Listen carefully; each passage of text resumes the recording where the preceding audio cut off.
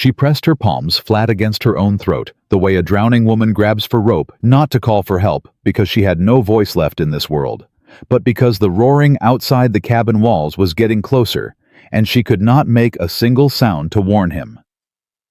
He was already out there in the dark, bleeding, fighting something she could hear but not see, and all she could do was shake. If you've never found your channel yet, subscribe right now and drop your city in the comments. I want to see how far this story travels. Nora Voss had not spoken a single word in 4 years, 2 months and 11 days. She had counted every one of them. Not out of grief, though grief had been there at the beginning, sitting heavy in her chest like riverstone. She counted them the way a person counts the bars of a cage, not because knowing the number changes anything, but because it gives the mind something to hold on to when everything else has been taken away. The doctor in Cheyenne had called it trauma-induced mutism. He'd said it the way men said most things they didn't understand, with authority and no warmth, writing on his notepad, while she sat in the chair across from him with her hands folded in her lap and her throat sealed shut, like a wound that had healed wrong. He told her father she might recover with rest and patience. He told her father this as though she weren't sitting 3 feet away, as though she had already become a piece of furniture. A problem to be managed. Her father had nodded, thanked the doctor, paid the fee, and driven her home in silence. He stopped speaking to her much after that, not out of cruelty, out of exhaustion. He was a man built for simple things: crops, cattle season, and soil. A daughter who could not answer him back had broken something in his understanding of the world, and he didn't know how to fix it, so he stopped trying. She had understood. She had forgiven him for it long before he asked. But she had not stopped counting the days. Now it was the 21st of July, 1879, and Nora Voss was 24 years old, and she was completely alone on a mountain trail in southern Colorado with a busted wagon wheel and 3 hours of daylight left, and no way in this world to call out for help, even if she saw someone coming. The mule, a gray-faced, stubborn old animal she had borrowed from her neighbor Hattie Marsh, had started limping 2 miles back. The wheel had gone at the bottom of a rocky slope, one spoke snapping clean with a crack that Nora had felt through the soles of her boots. She'd tried to fix it the way her father had shown her. She had the tools. She had the patience. She did not have the strength in her left hand to hold the rim steady while driving the pin, and after 40 minutes in the August heat with sweat dripping into her eyes and her bad hand shaking, she had sat down on the running board and pressed her forehead to her knees and breathed. Just breathed. The paper in her coat pocket said she was traveling to visit a missionary settlement 2 days' ride east to help with the women's sewing school there. That was the truth, but not the whole truth. The whole truth was that Nora Voss was leaving Holt Creek and not coming back. Not because anyone had told her to go, because she had finally, quietly, without ceremony or announcement, decided that a life spent being invisible in a place that had decided she was broken was not a life she was willing to keep living. She had $40 sewn into the lining of her boot. She had a small Bible her mother had left her. She had a cloth bag with 4 days of food, a change of dress, a tin of salve, and a letter of introduction from the minister in Holt Creek that described her as a reliable and diligent worker, and made no mention of her voice, because the minister had thought this was kindness. She had no rifle. That she realized now, sitting on the broken wagon in gathering heat with the sound of wind moving through the pines above her and something large crashing through undergrowth somewhere to her left that had been her worst mistake. The crashing stopped. The mule went absolutely still. Nora knew enough about animals to understand what that stillness meant. Hattie's mule was old and bad-tempered and afraid of almost nothing. When it stopped moving and stood with every muscle locked and its ears pinned flat, that meant the thing in the trees was not a deer. She stood up slowly. Her heart was going fast and hard against her ribs. She looked at the tree line. The pines were thick and the shadows were deep, and nothing moved now, nothing she could see. But the smell came through musky and wild and wrong, and the back of her neck went cold despite the heat. Bear. She had grown up in these mountains. She knew the smell. She knew that the worst thing she could do was run, and she knew that the second worst thing was stand in the open beside a panicked mule. And she knew that she had nothing in her hands and no voice to shout, and no weapon and nowhere to go except the trail. She looked up the trail the direction she'd been heading. Around the bend, maybe a quarter-mile up the slope, she had passed a structure. A cabin. She'd barely noticed it. Old dark log walls, smoke-stained chimney, a corral off to the side, with 3 horses standing quiet in the sun. She hadn't seen anyone outside, hadn't thought about it. She thought about it now. She grabbed her cloth bag from the wagon seat. She didn't run. She walked fast, controlled the way you moved when something was watching you and you did not want it to understand that you were afraid. The mule made a low, miserable sound behind her, and she kept walking and did not look back. The quarter-mile felt like 5 miles. She came around the bend and the cabin was there, closer than she remembered, thank God.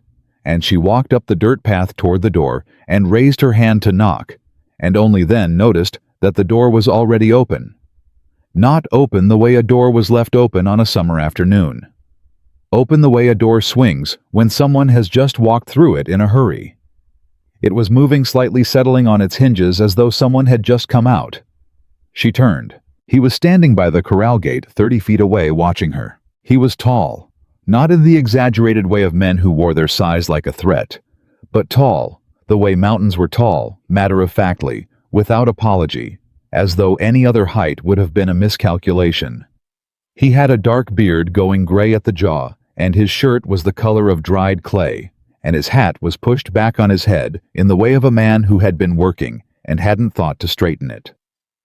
He was holding a fence post in one hand and a mallet in the other, and he was looking at her with the kind of expression that gave nothing away, not suspicion, not welcome, not alarm. Just a flat, careful attention, the way a man looked at something unexpected that might or might not be a problem. He did not speak first. She reached into her coat pocket and pulled out the small notepad she carried everywhere. She wrote fast, the pencil moving in short, hard strokes. "Bear on the lower trail. My wagon wheel broke. I'm sorry to trouble you."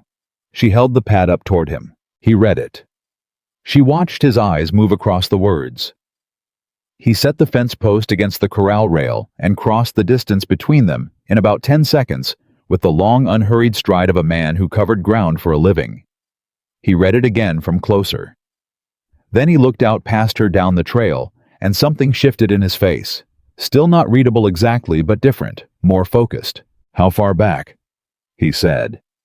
His voice was low and flat and carried no extra weight to it like most things about him. She held up one finger, pointed down the trail. "Quarter-mile." She nodded. He looked at the tree line and his jaw tightened slightly. "You see it or smell it?" She touched her nose. He nodded once as though this confirmed something. "Come inside." He said it the way he'd said everything else, without inflection, without warmth, but also without any of the hesitation she was used to from people who saw the notepad and started treating her like a problem. He just said it and turned back toward the cabin and went inside, leaving the door open behind him, and after a moment she followed. His name was Ethan Cross. She learned this from a receipt nailed to the wall near the window, a receipt from a feed store in Ridgeline, Colorado, made out to E. Cross for 200 pounds of oats. The date was 3 weeks ago. The cabin was not a rough man's camp. The floor was swept. The tools were hung on pegs. The tin cups were stacked clean on the shelf above the wash basin. There was a braided rag rug on the floor near the fireplace that looked like it had been there a long time, and a wooden chair near the window that faced east, and a Bible on the small table beside it, with a ribbon marker and the spine worn soft from use. It was the cabin of a man who lived with intention, who had decided that being alone did not mean living like an animal. Ethan Cross set his mallet on the work table and moved to the gun rack on the far wall, and he lifted down a rifle and checked the load with the easy automatic motion of someone who had done it 10,000 times. Then he lifted a second one, a shotgun older, and held it out toward her. "You know how to use this." She took the notepad. "I was raised on a ranch." He nodded. "Good. Stay inside. Bar the door after I go." She grabbed the notepad again, faster this time. "You're going out there." "That trail's the only way in or out of this valley from the east," he said. "If that bear's spooked enough to come down toward the cabin, I'd rather deal with it on the trail than in my corral at midnight with my horses screaming." She wrote, "It might be gone already. Maybe?" He didn't look like a man who built his plans around maybes. He picked up his hat from the table and put it on and moved toward the door. "Bar it after me." She crossed to the door. She had the shotgun in the crook of her arm, broken open, 2 shells seated. She could feel the weight of it, familiar and grounding. He paused at the threshold. He looked at her once, just once, a brief, assessing look, the kind that took in more than it appeared to, and then he walked out and she barred the door behind him with both hands. She went to the window. She could not see much. The corral, the horses, the slope of the trail going down into the trees. She watched him cross the corral, check on the horses, briefly speaking to them. She could see his mouth moving, though she couldn't hear. And then he went around the far side of the corral and down the slope, and the pines swallowed him. She watched the trees. She breathed. The horses in the corral were restless, moving in tight circles, and she knew that meant the bear was still close, still in the area. She pressed her palm flat to the window glass and counted. She got to 43 before she heard the first sound. It was a crash. Something massive moving through brush at speed, followed by a sound she had heard once before as a child, and had never forgotten.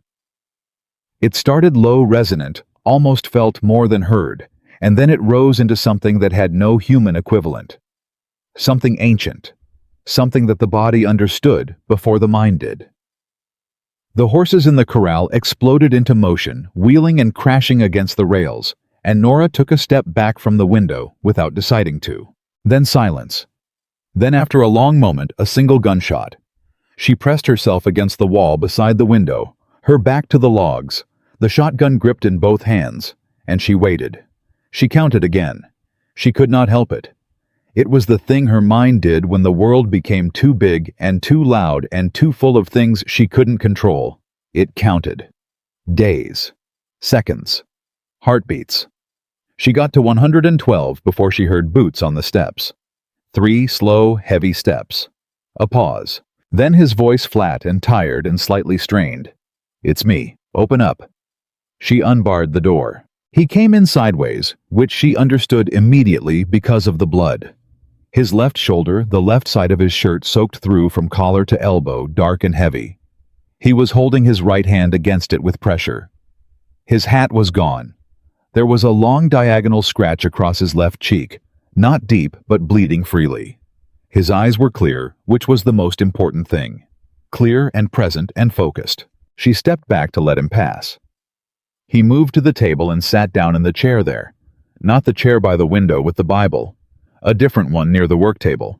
And she could see him making the decision to appear less injured than he was, which was a thing men did that she had always found equal parts reassuring and infuriating. "Shoulder," he said. "Claws got me before I could get a clean shot. Bear's dead." She was already moving.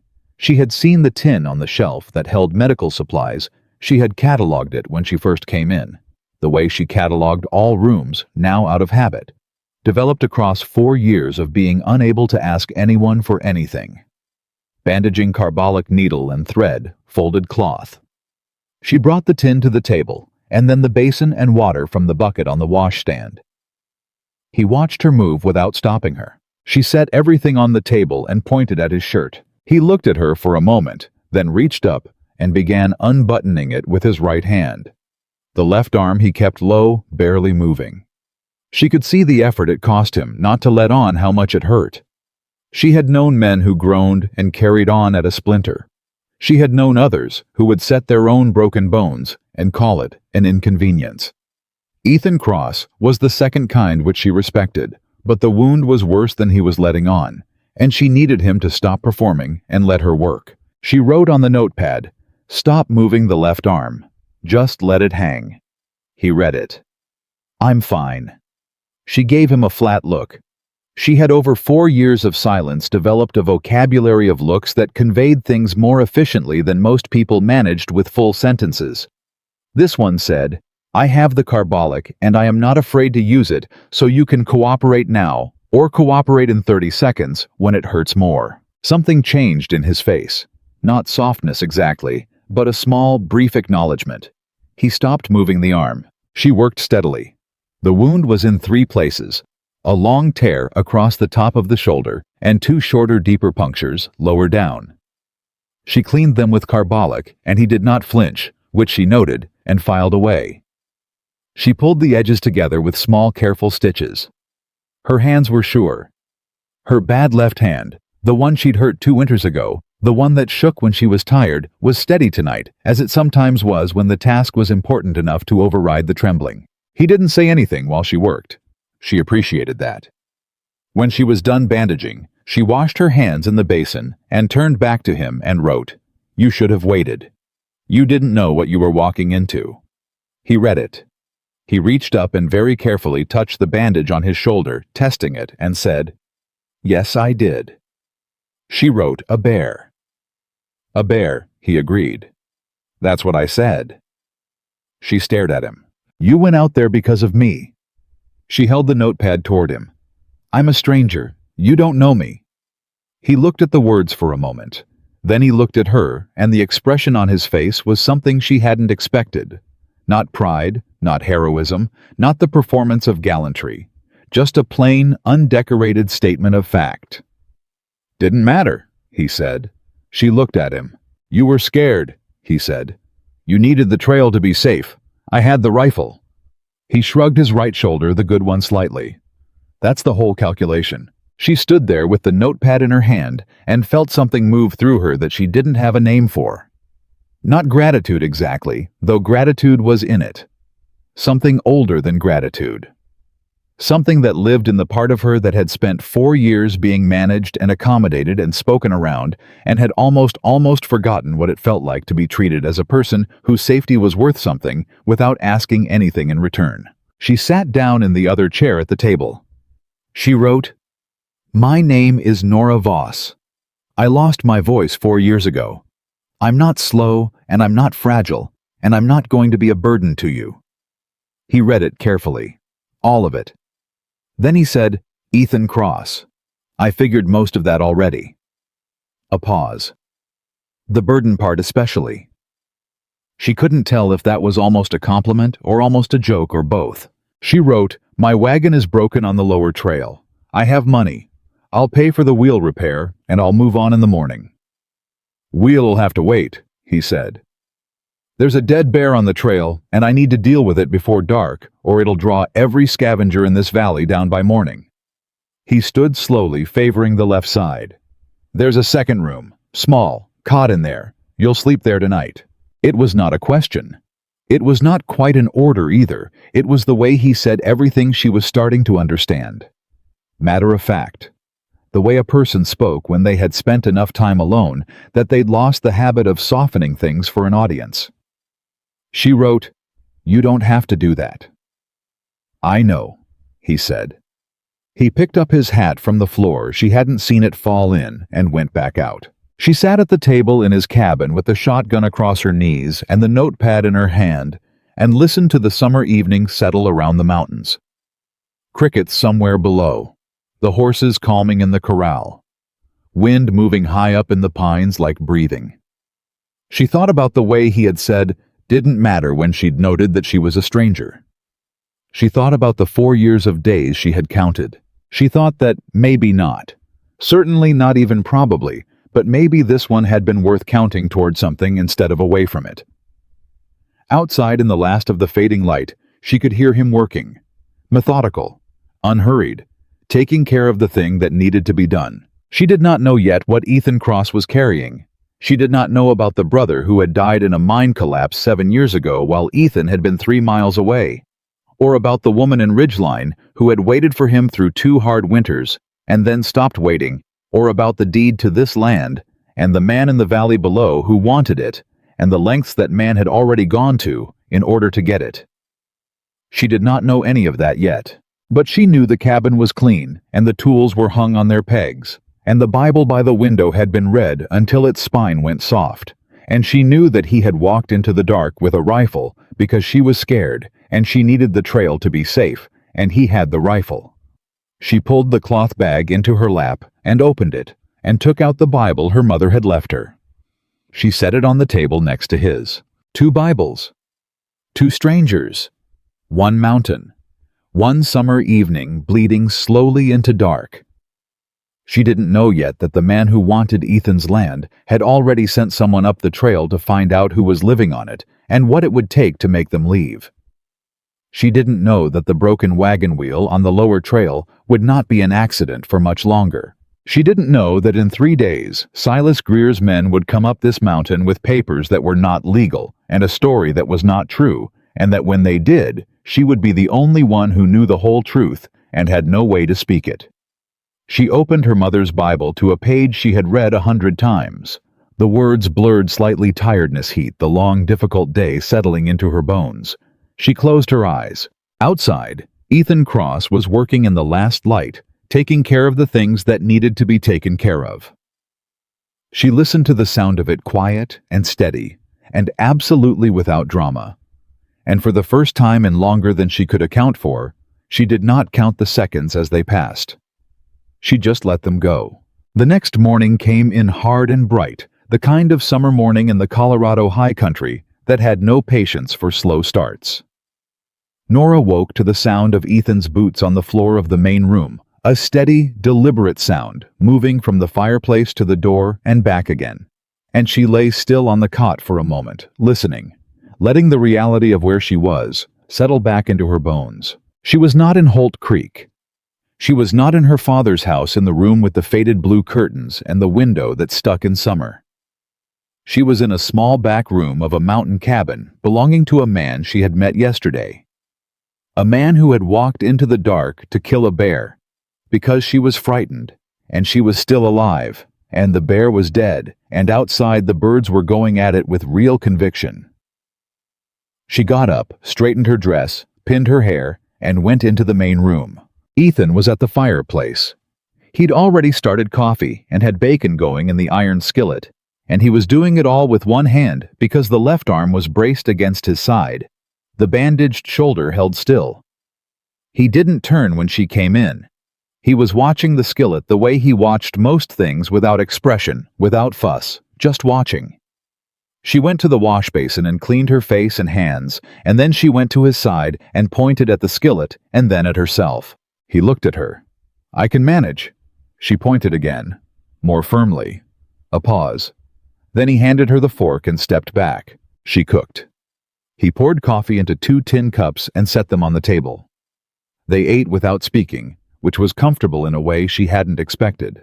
Most people treated silence with her like a malfunction, filling it with nervous chatter, explaining things she hadn't asked to be explained. Performing normalcy so hard, it exhausted everyone in the room. Ethan Cross treated silence like weather. It was there. He didn't fight it. Halfway through breakfast, she opened her notepad. "How's the shoulder stiff?" he said. "It'll do. You should keep the arm still for 2 days at least. Got fences to finish. The fences can wait 2 days." He looked at her over his coffee cup. "Can they?" It wasn't really a question. She let it go for the moment. "I need to get my wagon fixed. Is there someone in the valley I can hire?" He set down the cup. "Nearest man with a proper wheel is down in Ridgeline. Tom Hadley, 2 hours ride." He paused. "But I wouldn't send you down there alone." She wrote, "I'm not asking you to send me anywhere. I'm asking about hiring someone." "I know what you're asking." His voice didn't change. "And I'm telling you that Ridgeline's got some complications right now that make it a bad idea for a woman traveling alone to ride in asking questions and hiring men." She stared at him. "What kind of complications?" He looked at her for a moment, and she could see him making a decision about how much to say. Men did this, calculated what a woman could handle, measured it out like medicine. She kept her face neutral and her eyes level, and eventually he seemed to register that she was waiting, not wilting. "You know the name Silas Greer?" She wrote no. "He owns most of what's down in that valley," Ethan said. "The mill, 2 of the 3 stores, the boarding house. He's been buying up land around the valley for 3 years, and he's not particular about how he goes about it. Some of the old ranchers sold to him willing enough. Others got convinced. And there's at least 2 parcels that changed hands in ways nobody can fully explain with papers that the circuit court is still looking at." He stopped. She wrote, "And your land." He looked at his cup. "My land's not for sale." "Has he tried to buy it?" "3 times." "What happened?" "I said no 3 times." A pause. "The last man he sent up here to make the offer rode back down with a less comfortable seat than he rode up with." She blinked. Then she understood, and something that wasn't quite a smile moved through her face before she could stop it. He caught it. His expression didn't change, but something in the set of his jaw shifted fractionally. "I'm telling you this so you understand that riding into Ridgeline and hiring one of Greer's men, which is what most of the men in town are at this point, to come up here, would be a bad situation for both of us." She wrote, "So I'm stuck here until the wheel's fixed. Unless you want to go around through the North Pass," he said, "which adds half a day and goes through terrain that's hard on a wagon even with a good wheel." She thought for a moment, then wrote, "Can you fix the wheel yourself?" "Given 2 good arms, yes." She pointed at his shoulder. "I said 2 good arms," he said. "I've got 1.5 right now." "I have 2 good arms. Mostly." She hesitated, then added, "My left hand shakes sometimes, but I'm stronger than I look." He read that twice. Then he looked at her hands, really looked the way he'd done with everything, that flat, careful attention that didn't perform itself. "All right," he said. "After breakfast." They fixed the wheel together, which took most of the morning and involved a great deal of non-verbal negotiation conducted entirely through pointed fingers, exasperated looks, and notepad exchanges that grew shorter and more efficient as the hours went on. Her left hand shook twice when she was holding tension on the rim, and both times Ethan adjusted his grip to compensate without comment, and without making a face about it, which she noted. At one point, he told her to hold a bolt in position while he drove it, and she did, and the bolt went in clean, and he said, "Good," in the same tone he would have used for a well-trained horse, not condescending, just efficient, and she found she didn't mind it. The wheel was done before noon. She brought the mule down from where she'd tied it the night before, and they hitched it to the wagon, and she checked the wheel's stability, rocking the wagon frame, and it held. She turned back toward the cabin to get her bag. Ethan was watching her from the corral gate. He had that look again, the measuring one, the one that didn't hurry. She went in, collected her things, and came back out. She wrote on the notepad and held it toward him. "Thank you. For everything. I'll pay you for the wheel and the lodging." "No charge," he said. "I'd rather pay." "I know you would." He pushed off from the gate. "Keep your money." She looked at him. He said, "The North Pass Road is better than it was last year. I cleared some of the fall timber in the spring. You'll be fine on it if you go steady." She wrote, "Which direction?" He walked her to the edge of the trail and pointed north, telling her the landmarks: a split boulder, a stand of dead aspen, a creek crossing in the same unhurried exact way he did everything. She wrote it all down. He waited while she wrote, which most people didn't do. When he was done, she held out her hand. He looked at it for a moment, then shook it. His hand was rough and warm, and he shook firmly the way a person shook another person's hand when they respected them. She climbed up to the wagon seat. She looked back at him once. He had already turned back toward the corral, back toward the fence that needed finishing, back toward his life which had no room in it for a mute woman with a broken wagon and no business being on this mountain. She turned the mule north. She got as far as the split boulder. That was where the 3 riders were waiting. They were stopped in the middle of the trail, their horses standing easy, the way horses stood when they'd been waiting long enough to get bored. 2 of the men she didn't know. The third one, the one in front with the gray vest and the careful way he held himself, the way of a man who had learned that stillness was more threatening than motion, she didn't know either, but she understood immediately what he was. He was Silas Greer's kind of man. She had seen the type in Holt Creek. Men who wore authority like a coat they'd borrowed and never given back. He tipped his hat. "Ma'am, you staying up at the Cross place?" She reached for her notepad. She held it up, pointing to her throat. He frowned. "Beg pardon." She wrote quickly. "I don't speak. I'm passing through." He read it slowly. Behind him, one of the other riders said something low, and the third one laughed. "Well now," the man in front said. He had a smooth voice, the kind that had practiced being reasonable. "That's interesting, because we had a report that there was a woman up at Cross's cabin, and Mr. Greer likes to know about travelers moving through his valley." She wrote, "This is not Mr. Greer's valley." The man's expression didn't change, but his eyes did. "Well, that's a matter of some debate, isn't it, ma'am? Question is, what a lone woman's doing up at Ethan Cross's place overnight." He let that sit for a moment, the way men like him always let things sit, leaving the ugliness in it for you to step in yourself. "Mr. Greer's a generous man. He's interested in making sure any travelers in the area are comfortable." She wrote, "I'm leaving. Please move." "Sure?" he said pleasantly. "Sure, we'll move. We'd just like to know your name and where you're headed for Mr. Greer's records." She stared at him. "For his records." "That's right." She looked at the three riders. She looked at the trail behind them, then at the trail behind her. She thought about Ethan Cross 2 miles back, one good arm finishing fences. She wrote a name. Not her name. She wrote Clara Webb Missionary Settlement east of the ridge and showed it to the man, and then put her notepad away with a finality she hoped communicated everything she was not able to say out loud. He read it. He glanced at the other riders. Then, after a pause, she felt in her back teeth, he moved his horse to the side of the trail. "Well, Clara," he said pleasantly, "you have a safe journey." She drove the mule through the gap between them without looking at any of them. She felt their eyes on her back for a long time. Her hands were shaking, both of them, not just the bad one when she made the next bend and they were out of sight. She pulled the mule to a stop and sat on the wagon seat and breathed. In and out, measured, controlled. The way she'd learned to do when the silence inside her became too large and the world outside became too loud. 3 men, waiting on the trail from Ethan's cabin. That was not a coincidence. She thought about what he'd told her. The land, the 3 refusals, the man he'd sent back down the mountain with a less comfortable ride than he'd arrived with. She thought about the papers Ethan had. She'd seen a deed tacked to the wall inside the cabin above the receipt from the feed store. She hadn't looked closely. She wished now that she had. She sat there for 2 full minutes. Then she turned the mule around. She told herself it was because she'd left her mother's Bible on the table.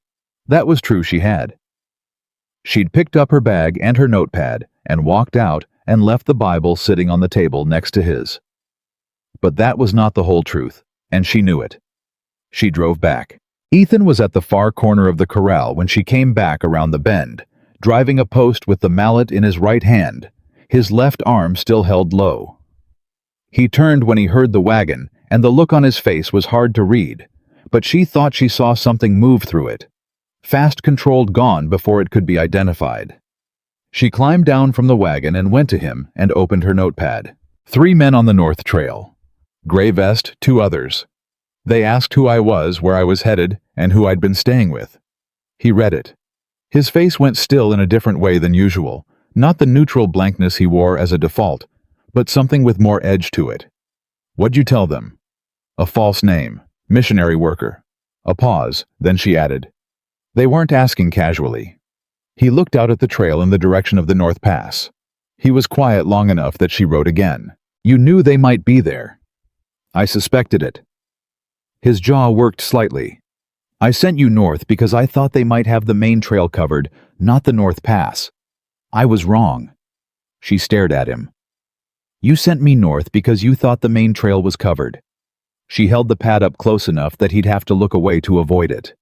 "You knew there might be men on the trail, and you didn't tell me." "I wasn't sure." "That's not good enough." He looked at her. Something in him shifted, not a lot, not dramatically, but she caught it. The faint alteration of a man who had been operating on assumptions and has just been shown that one of them was wrong. "No," he said. "It isn't." A beat. "I'm sorry." She hadn't expected the apology. She stood with the notepad and stared at him. He said, "It's my problem." I've been dealing with Greer's men alone long enough that I stopped thinking about how my decisions affect other people on the trail. A pause. You weren't supposed to be in the middle of this. She wrote, Well, I am. Yes. So tell me all of it. He looked at her for a long moment. Then he nodded and said, Come inside. This time at the table he told her everything. It took a while. She asked questions on the notepad and he answered them, and she could tell it was not something he was used to. Not the talking exactly, but the being asked, the having someone sit across from him and want to understand, rather than just be told what to do about it. The land had been his father's. His father had homesteaded it in 1861, worked it through drought and a killing winter and 2 failed seasons, and had built something that held. When his father died, the land passed to Ethan. He had the original deed. He had the survey records. Everything was in order, filed correctly with the Territorial Land Office. Silas Greer had produced a second deed. A deed dated 1873, claiming the eastern third of Ethan's parcel had been sold to a land company, Greer's Land Company by Ethan's father, for a sum of $240. Ethan's father had never sold anything. Ethan had been there when his father died. He had gone through every paper in the cabin afterward, every letter, every record. There had been no transaction, no receipt, no mention of any sale. But the deed Greer had produced looked real. The signature looked real. And the county clerk who had authenticated it was a man named Aldous Webb, who had been hired 3 years ago, 2 months before Greer started buying up the valley. She wrote, Has anyone looked at the signature closely? Compared it to documents your father definitely signed? Ethan said, The circuit judge is supposed to come through in September. I've been waiting, keeping myself on this land until then because if I leave for any stretch of time, Greer's men will move in and claim I've abandoned it. He paused. It's a slow squeeze. He's done it before to others. Tire the man out. Isolate him. Make him feel like he's fighting the whole valley at once. She wrote, Is the whole valley against you? Not all of them. The Marshes are good people. Family over on the East Ridge been here longer than Greer. Tom Hadley and Ridgeline the wheelwright. He's honest. There are others. His voice was level, but she could hear the weight under it. But Greer employs enough men and owns enough of the town that most people keep their heads down. They've got families. They can't afford to stand with a man who might lose. She sat with that for a moment. Then she wrote, You told me this morning the wheel couldn't be fixed by you alone with one good arm, but you fixed it, with my help. He looked at her. She wrote, I'm making a point. I see that. You've been fighting this alone because you've been assuming you have to fight it alone. Something moved in his face. Not quite resistance, not quite recognition, something between the two. A stranger passing through isn't exactly backup, he said. She wrote, I'm not passing through anymore. A pause. Then she added, Apparently. He looked at the words. He looked at her. You don't have to stay, he said. This isn't your fight. No. She wrote it, then paused, then kept going. But 3 men stopped me on a trail to find out who I was and whether I'd been here, which means I'm already in it. And I'd rather be in it with the truth than on the road with a false name. He was quiet. She waited. The Bible, he said finally. She blinked. You came back for the Bible, he said, or that's what you're going to say. She looked at him. She picked up the notepad. Don't push it, Mr. Cross. And there it was, the thing she had not been sure he possessed. It was small, just a fraction, just the brief, precise movement of one corner of his mouth. But it was there. He reached across the table and picked up her mother's Bible and set it in front of her. All right, he said. If you're staying, there are some things you need to know. She set down her pen. She listened. He told her about the riders who came through the South Trail every Thursday, Greer's men rotating through, making sure Ethan hadn't done anything with the land. He told her about the water rights dispute that was tied to the land claim, because the creek that ran through the eastern parcel fed 3 other ranchers downstream, and Greer wanted that water the way he wanted everything quietly with paperwork before anyone noticed. He told her about a man named Cord Dillard who was Greer's foreman, and who was the man in the gray vest she had met on the trail. "Dillard doesn't do anything obvious," Ethan said. "He's not that kind of trouble. He's the kind that makes other people make mistakes." How? Pressure. Implication. He shows up somewhere often enough that people start assuming he belongs there. He makes offers that sound reasonable until you look at what you'd be giving up to take them. He tells your neighbors things about you that aren't quite lies, but aren't quite true either. Ethan's voice was flat. "He's been telling people in Ridgeline that I'm unstable, that living alone up here too long has made me unreliable, that I'm the kind of man who's a danger to himself and others." She thought about the men who had laughed when she'd held up the notepad. She wrote, "Is that why they laughed? Because you sent me that direction, and they thought, probably." He didn't finish the sentence for her, but she didn't need him to. She felt something tighten in her chest. Not fear. Something cleaner and harder than fear. She wrote, "I can help. I can read and write well. I can go through documents, compare handwriting, make records." She paused, then kept writing. "People underestimate me because I'm quiet. They say things around me they wouldn't say around someone who might speak back. That's been a disadvantage my whole life. It doesn't have to be." He read it. He read it a second time. "You're saying you'd be useful as someone people overlook," he said. "I'm saying I already am that person. I might as well use it." He looked at her for a long time. "There's risk in this," he said. "Real risk. Greer isn't the kind of man who lets complications sit. I know. You don't know him. I know his kind." She wrote it fast, certain. "I grew up with his kind. Men who decide what a woman is worth and what she's allowed to know, and what she ought to be grateful for. I have been a complication my whole life just by existing. This is the first time being one might accomplish something." Silence. He stood up from the table, walked to the window, looked out at the mountains the way he did when he was deciding something he didn't want to rush. She waited. She was good at waiting. He turned back. "I ride into Ridgeline every 2 weeks for supplies," he said. "Next run is in 5 days. If you want to come, I can introduce you around. Tom Hadley will talk to you straight. There's a woman named Ruth Carlisle who runs the church she knows where every document in this county got filed and what happened to it. If Greer's deed is forged, she'll help us find proof." She picked up the pen. "And Dillard. If he sees me in town with you, then he sees you," Ethan said. "We haven't done anything wrong. We aren't hiding." She wrote, "He'll make up a story. He'll try." A pause. Let him. The truth doesn't get weaker because someone tells a lie next to it. She looked at that sentence. She thought she would remember it for a long time. She wrote, 5 days is a long time to stay in a stranger's home. "I'll stay on my side of the door," he said. "You stay on yours. We'll work." She almost wrote something sharp back, but stopped herself, because the truth was, he hadn't done or said a single thing in the last 24 hours that required sharpness in return. He had been exactly what he appeared to be, a man who did what needed doing and didn't make noise about it. "I'll need my bag from the wagon," she wrote. "I'll get it." "Your shoulder, it's a bag, Miss Voss, not a wagon wheel." She let him get the bag. The next 5 days settled into a shape she hadn't anticipated. She had expected awkwardness, the grinding discomfort of two people forced into proximity. They hadn't chosen each performing politeness like a job.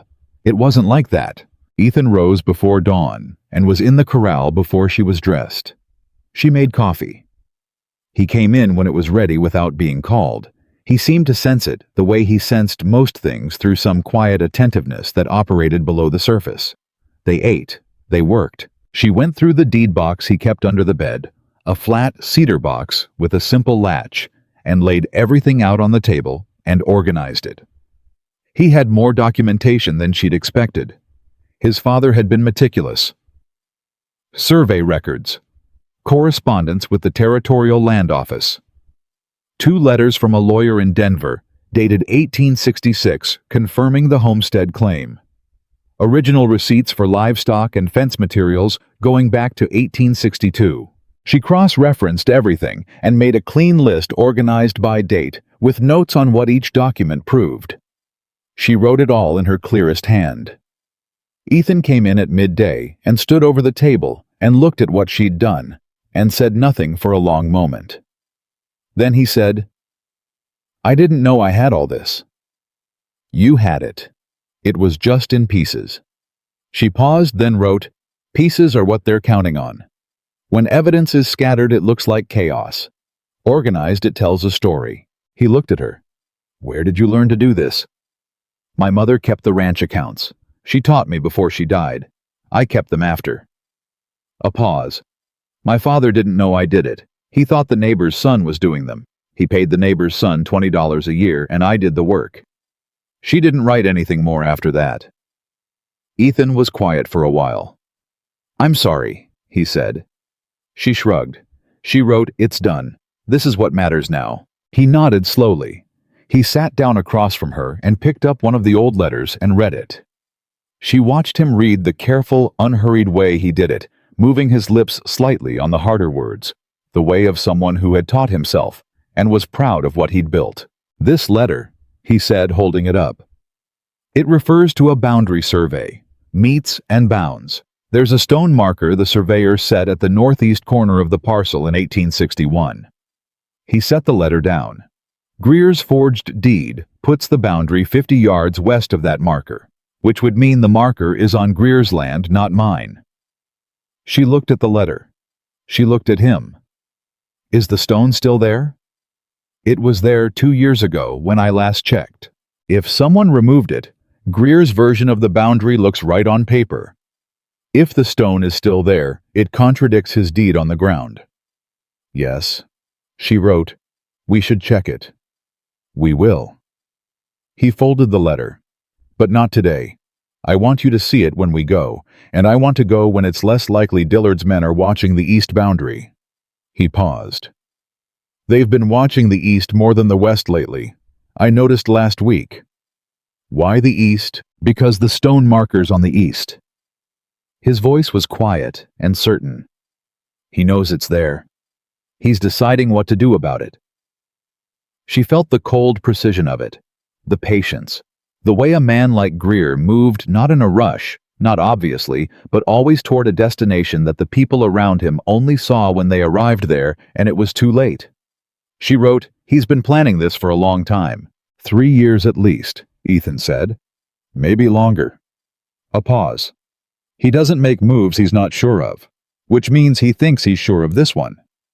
"What made him sure?" "Probably the fact that I'm alone up here," Ethan said, "and that most of the town thinks I'm difficult, and that a man who doesn't leave his land can't very well go to the land office or the courthouse or hire a lawyer in Denver."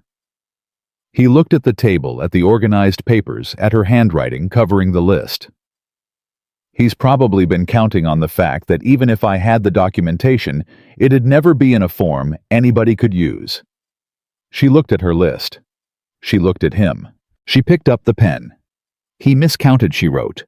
Ethan Cross looked at those 2 words for a long moment. Then he said, "Yes, ma'am. I believe he did." Outside, the summer afternoon was pressing down on the mountain with its full weight, and somewhere below she knew Cord Dillard was riding back to Silas Greer with a report about the mute woman with the broken wagon. She knew the story Dillard would tell polished reasonable, with just enough implication buried in it to plant a question where there hadn't been one before. She knew it because she knew how men like that built their cases. Quietly. In pieces. Banking on the idea that the people they were building against were too scattered, too isolated, too small in the world's estimation to put the pieces together in time. But she was here. And she had her mother's handwriting in her blood, and 4 years of silence, making her invisible in every room she entered, and a cedar box full of a dead man's careful records. And she had 5 days before they rode into Ridgeline together. Whatever Dillard was building, she was going to dismantle it from the inside. She put the pen down and reached for the next document. She started reading.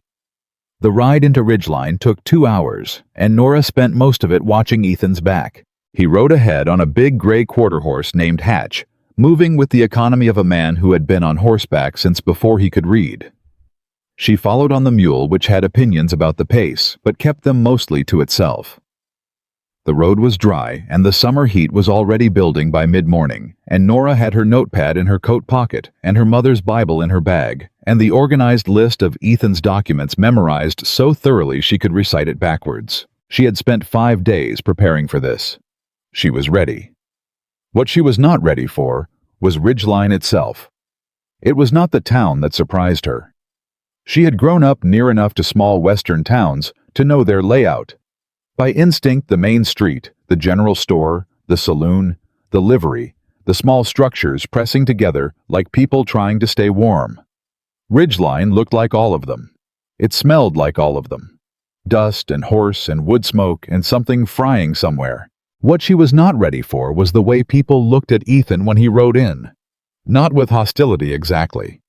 With the careful sideways attention of people who had been told something about a man and were trying to reconcile it with what they were seeing. A woman on the boardwalk pulled her child slightly closer. 2 men outside the feed store stopped talking and watched. The barber appeared in his doorway and then stepped back inside. Ethan rode through all of it, without changing his posture or his pace. He tied Hatch at the post outside a building with a hand-lettered sign that said Hadley Wheel and Ironworks, and climbed down, favoring his left arm only slightly. The shoulder had been healing. She had changed the dressing 3 times, and the punctures were clean, and the long tear was knitting together properly. He would have a scar. He would probably have 3. He did not seem concerned about this. She tied the mule next to Hatch and climbed down, and they went inside. Tom Hadley was a short, wide man with a red beard, gone mostly white, and hands that looked like they had been carved from something harder than flesh. He looked up when they came in, and his face did something immediate and unguarded. It opened. "Ethan Cross," he said. "You're not dead." "Not yet," Ethan said. "Tom, this is Nora Voss. She doesn't speak. You'll want to let her write." Tom Hadley looked at her with the same open, undefended expression, and she liked him immediately. He said, "Ma'am, any friend of Ethan's is welcome here." She wrote, "Thank you. I've heard you're the honest man in this town." She held the pad up. Tom read it and laughed a real laugh, not a polite one. "Well, I'm one of maybe 4, depending on the week." He looked at Ethan. "You look like you took a hit." "Bear," Ethan said. "Bear," Tom repeated flatly. "It's dead." "I'd hope so. Sit down, both of you. I'll get coffee." Tom's back room was where Nora understood why Ethan trusted him. It was a working room, tools on the walls, iron on the bench, the organized chaos of a man who knew where everything was, even when it didn't look like it. But there was also a shelf of books, and on the desk beneath a piece of clear glass he used as a paperweight, a document she recognized as a land survey from the territorial office. He saw her looking at it. "You know what that is?" he said. She wrote survey record, East Quadrant. Tom looked at Ethan. "She's sharp." "Yes," Ethan said. Tom sat down. "It's a copy I got from the land office 3 weeks ago. Cost me 2 days' ride and $1.50. It shows the original boundary of this valley's homestead claims as filed in 1861 and 1862. He leaned forward. "And it does not match the boundary that Silas Greer's deed describes." She wrote, "How far off? 60 yards on the eastern line, maybe more." He pulled out the survey and set it on the table. "Greer's deed puts Crossland 50 yards west of the actual survey boundary, which is either the worst mistake a land company ever made or the most careful lie." "The marker's still there," Ethan said. "I checked it the day before yesterday." "Good," Tom said. "Because if that marker disappears, we've got a problem." Nora wrote quickly. "We need to document the marker's position, photograph it if we can, or have a witness go to it with us and sign a sworn statement about its location." Tom read that and looked at Ethan. "She's not just sharp, she's strategic." "I know," Ethan said. She wrote, "Who can we trust to be a witness?" "Someone whose word the circuit court would respect." "Ruth Carlisle," Tom said immediately. "Minister's wife. Keeps every document in this county organized better than the county clerk does." Greer's been trying to get her husband moved to a different posting for 2 years, which tells you how much he doesn't want her here. He stood. I'll take you to her. Nora picked up her bag. Ethan said quietly, Tom. Something in his voice made her pause. Dillard was watching us right in. Tom's expression didn't change. I know, he's always watching. Don't let it change what you do. It doesn't, Ethan said. I just want you to know. Tom nodded. Noted. They walked to the church. Nora was aware of eyes following them, not just Dillard's, she suspected, though she didn't see him directly. The feeling of being watched was specific and constant, the way it always was when a powerful man in a small town decided you were interesting. She kept her chin level and her hands steady. Ruth Carlyle was a small woman, somewhere in her 60s, with gray hair pinned back severely, and eyes that were the particular bright evaluating color of someone who had spent decades deciding exactly what kind of person they were looking at. She opened the church door before Tom knocked, which suggested she'd been watching the street. Tom Hadley, she said. And Ethan Cross. And someone I don't know. Tom said, This is Nora Voss. She can't speak. Ruth Carlyle looked at Nora steadily for 3 full seconds. Then she said, Can she read? Nora had her notepad out before Tom could answer. She wrote faster than most people in this town, I'd wager. Ruth read it. Something shifted in her face, not a smile, something better than a smile. A recognition. Come in, she said. All of you. The next hour was the most productive Nora had experienced in longer than she could measure. Ruth Carlyle did not perform patience. She did not wait for people to finish their thoughts and then reframe them. She listened at full speed and responded at full speed, and she did not once treat Nora's notepad as an inconvenience or a novelty. She read what Nora wrote and responded to it and moved on, and the conversation had a rhythm to it that felt almost like the conversations Nora only remembered from before. The document Ruth produced from her locked cabinet in the vestry changed everything. I have been keeping a record, Ruth said, of every land transaction in this county for the past 4 years, not because it was my job, because it needed to be done and no one else was doing it. She set a leather ledger on the table. The county clerk Aldous Webb, he's Greer's man. Everyone knows it. But knowing it and being able to prove it are 2 different things. She opened the ledger to a marked page. This is the date that Greer's deed for the eastern parcel of Crossland was supposedly authenticated by Webb. March 14, 1876. Ethan looked at the page. And this, Ruth said, turning to another section, is a letter I received from my sister-in-law in Denver on March 16, 1876. She mentions that she had dinner with Aldous Webb the week prior, which would have been the week of March 10th through the 14th. The room went quiet. Nora wrote Webb was in Denver when he supposedly authenticated the deed. That's what this letter says, Ruth said. I didn't understand its significance until Ethan's trouble with Greer became more public. Once I understood, I made a copy of the letter and filed it separately. She looked at Ethan directly. Someone authenticated that deed. It wasn't Webb because Webb was 300 miles away, which means either Greer forged Webb's authentication or he has a second man in the county clerk's office who did it. Ethan said, Who else works in that office? A young man named Preston Cole. He's been there for 2 years. He's Greer's nephew by marriage. Nora wrote fast. That's your angle, not the signature on the deed itself, the authentication. If you can prove Webb wasn't in the county when the deed was authenticated, the entire document is legally void. Ruth looked at her with something that had moved past recognition into something closer to respect. That is exactly right. Tom said, We need to get this to the circuit judge. Judge Hale comes through in September. Ethan said. That's 6 weeks, Tom said. That's a long time for Greer to work with. I know, Ruth said carefully. There's something else. She closed the ledger. 3 days ago, Cord Dillard came to see me. He was polite. He said he'd heard I kept good records, and he thought I might be able to help clarify a question about one of the valley's property claims. She paused. He was fishing. He wanted to know what I had.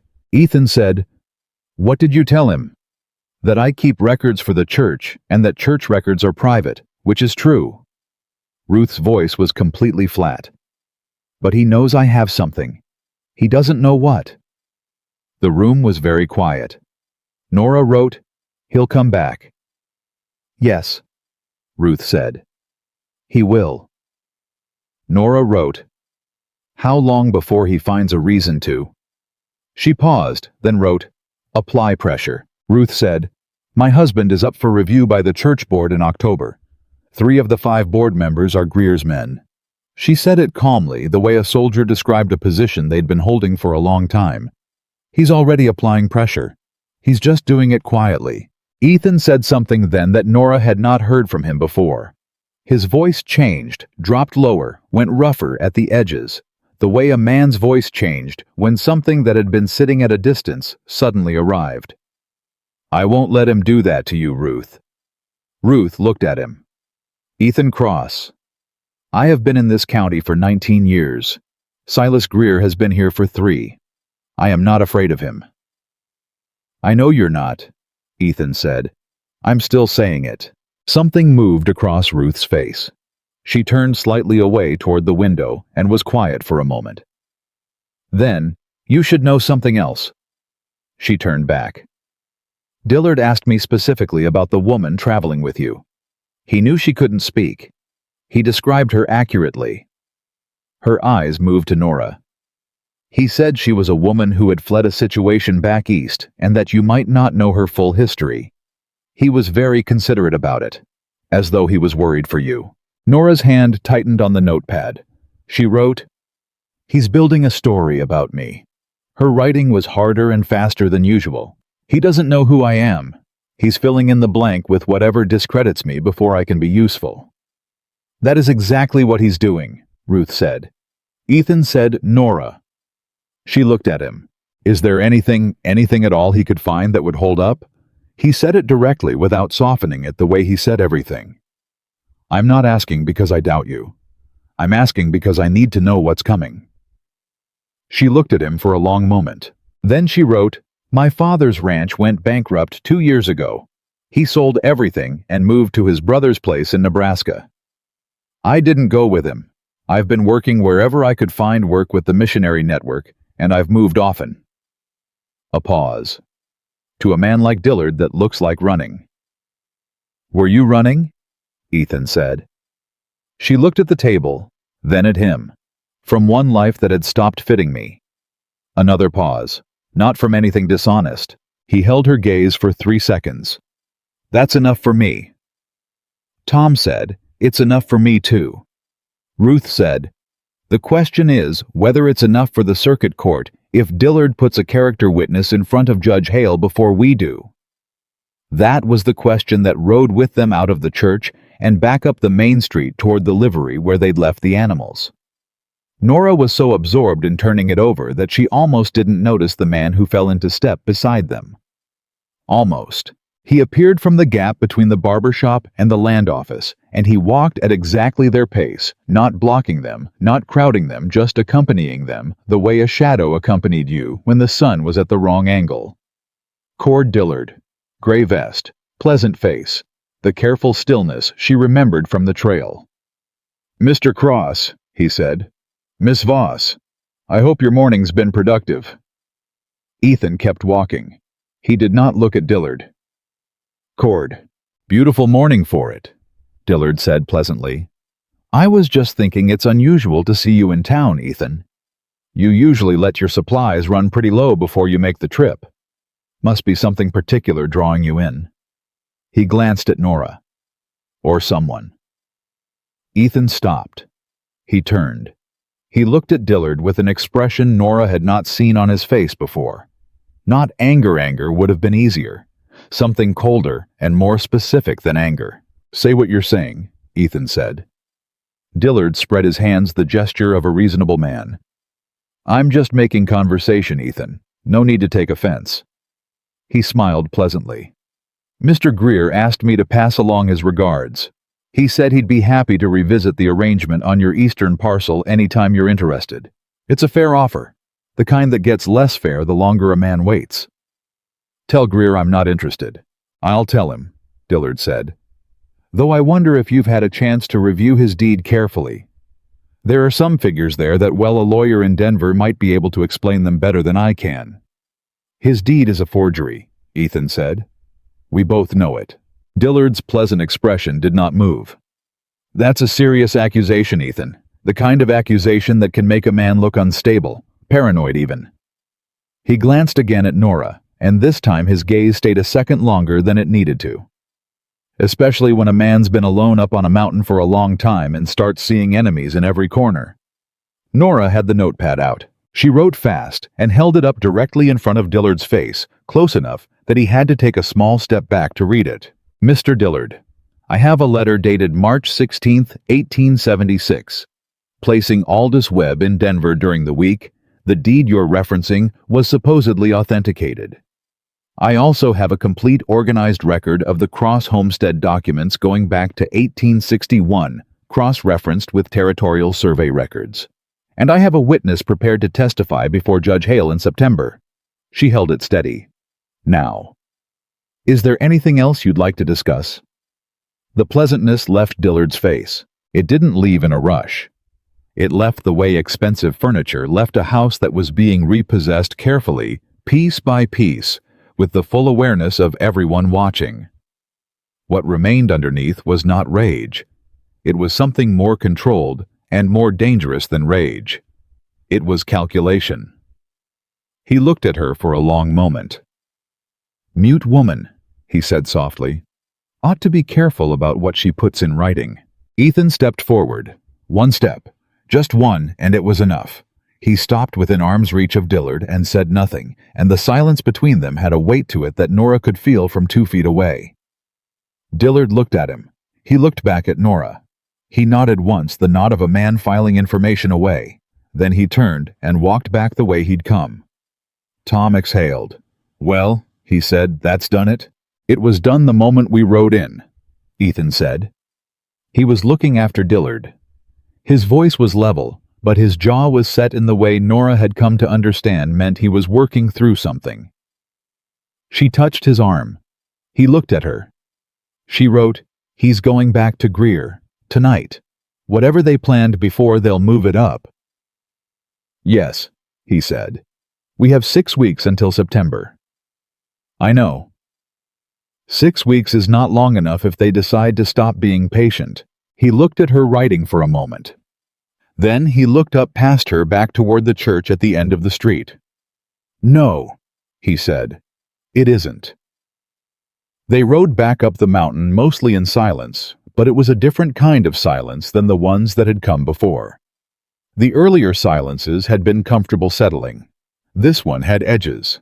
It was the silence of 2 people working through the same problem from different angles and arriving at the same uncomfortable answer. Dillard would move. The question was when and how. They were halfway up the mountain trail when Ethan pulled Hatch to a stop. Nora stopped the mule alongside him. He was looking at the eastern slope.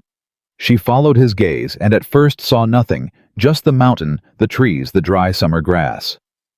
Then she saw what he was looking at.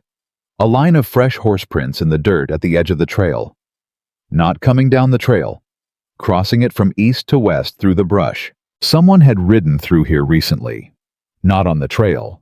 Cutting across it. She wrote, today. Hour ago, maybe, he said. Maybe 2. She wrote Dillard sent someone ahead. Or they were already up here, he said. Waiting to see what we did in town before deciding the next move. The marker, she wrote. If they're going to the eastern boundary, he was already moving. He turned Hatch off the trail and into the brush following the line of tracks. She followed on the mule, and the mule was unimpressed by the terrain, but moved through it. It took 12 minutes to reach the eastern boundary. The iron survey marker was still there. A square-cut post set in a mound of stone, old and weathered, the stamped numbers still legible on its face. She had read about it in the documents. Seeing it was different. It was solid and real, and had been standing in this spot for 18 years, and it said clearly, and without ambiguity, exactly where the boundary of Ethan's land was. 30 yards from the marker, The fresh horse tracks turned and went back south away from the boundary. "They came to look," Ethan said. "Didn't touch it."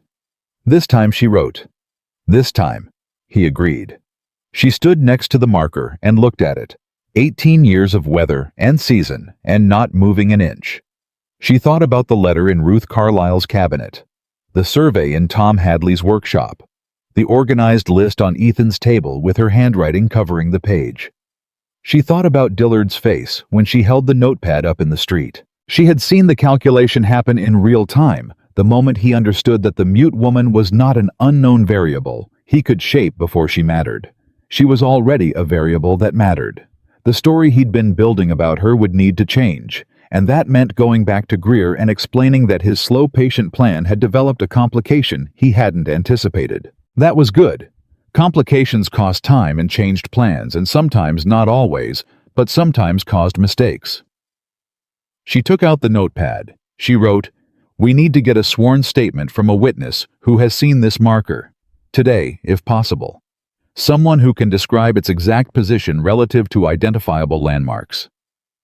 Ethan read it. "I can get Dan Marsh. He's on the East Ridge 2 miles. He's been my neighbor for 15 years, and he's got no dealings with Greer." Today, she wrote again. He looked at her. He understood. "Today," he said. They rode to the Marsh place. Dan Marsh was a lean, weathered man in his 50s who came out to meet them with the directness of someone accustomed to Ethan's company. He shook Ethan's hand and looked at Nora without any of the hesitation she expected. "You're the woman from the broken wagon," he said. "My wife Hattie mentioned you." She blinked. Then she wrote, "Hattie Marsh is your wife. 31 years, he said. He looked at the mule. "That's her mule." Nora looked at the mule. The mule looked back at her with the expression it always had, long-suffering and mildly annoyed. She had borrowed the mule from a neighbor who was Ethan's neighbor. She had come to this mountain by accident and arrived apparently within the existing network of the only people in this valley who could help them. The world was sometimes stranger than planning. She wrote Mr. Marsh, "We need you to come with us to the eastern boundary and sign a statement confirming the location of the survey marker." Dan read it. He looked at Ethan. "It's come to that." "It's come to that," Ethan said. "All right." Dan went back inside and came out a moment later with his hat on. "Let's go." It took the rest of the afternoon. Dan Marsh walked the boundary with them, described the marker's location in specific and detailed terms that Nora wrote down in her clearest handwriting, and signed the statement at the bottom. She signed as witness. Ethan signed. Dan's wife Hattie, who had come out to see what was happening, signed as a second witness. Hattie Marsh was a small, strong woman who looked at Nora across the signed document and said, "You did all this today. You came into town, talked to Tom and Ruth, and now you're up here getting witness statements." Nora nodded. "And you can't speak a word." She shook her head. Hattie looked at her for a moment. Then she said, "Honey, most people with 2 working voices don't get half that done in a week." Something moved in Nora's chest. Warm and sudden and harder to hold on to than she expected. She wrote, "Thank you for the mule." Hattie laughed. "You can keep him another few days. He likes you better than he likes me." They rode back to the cabin as the sun began its drop behind the western ridge. The summer light spread out long and gold across the mountain, and the horses moved through it steadily, and Nora rode with the signed statement folded carefully in her bag, and Ruth Carlyle's information, and Tom Hadley's survey copy, and the list of Ethan's documents, and 4 years of silence that had somehow become over the course of a single day, a weapon instead of a wound. She was thinking about September, about Judge Hale, about whether 6 weeks was enough. She was thinking about Dillard's face, the calculation, the shift. She did not see the smoke until they were close enough that it was unmistakable. It was coming from the direction of the cabin. Not heavy smoke, not a structure fire. A controlled burn smell contained the specific sharp scent of something small and deliberate, rather than something accidental. Ethan urged Hatch faster, and she pushed the mule to keep pace, and when they came around the last bend, she understood immediately. Someone had been in the cabin. The door was open. The lock was broken, not forced dramatically, but undone precisely the way someone with a tool and patience undid a lock. Inside the cedar box was on the table, open and empty, not ransacked, deliberate. They had taken the original documents, the survey records, the letters from the Denver lawyer, the deed, everything she had organized, everything she had cataloged. Gone. The small fire in the yard was the ashes of nothing important. Some rags, some old paper set burning to be noticed to tell them something without saying it. We were here. We can come back. We took what we needed. Ethan stood in the middle of his cabin with his hands at his sides and said nothing. Nora looked at the empty cedar box. She looked at her bag. At the folded papers inside it, the copies. The list. The signed statement. Ruth's information, Tom's survey. Everything she had taken with her to town because she had learned 4 years ago never to leave her important things unguarded. She reached into the bag and took out the list and set it on the table beside the empty box. Ethan looked at it. He looked at her. She picked up the pen. They took the originals she wrote. They didn't know I'd already copied and organized everything. They didn't know about Ruth's letter. They don't know about Dan's statement. His face was very still.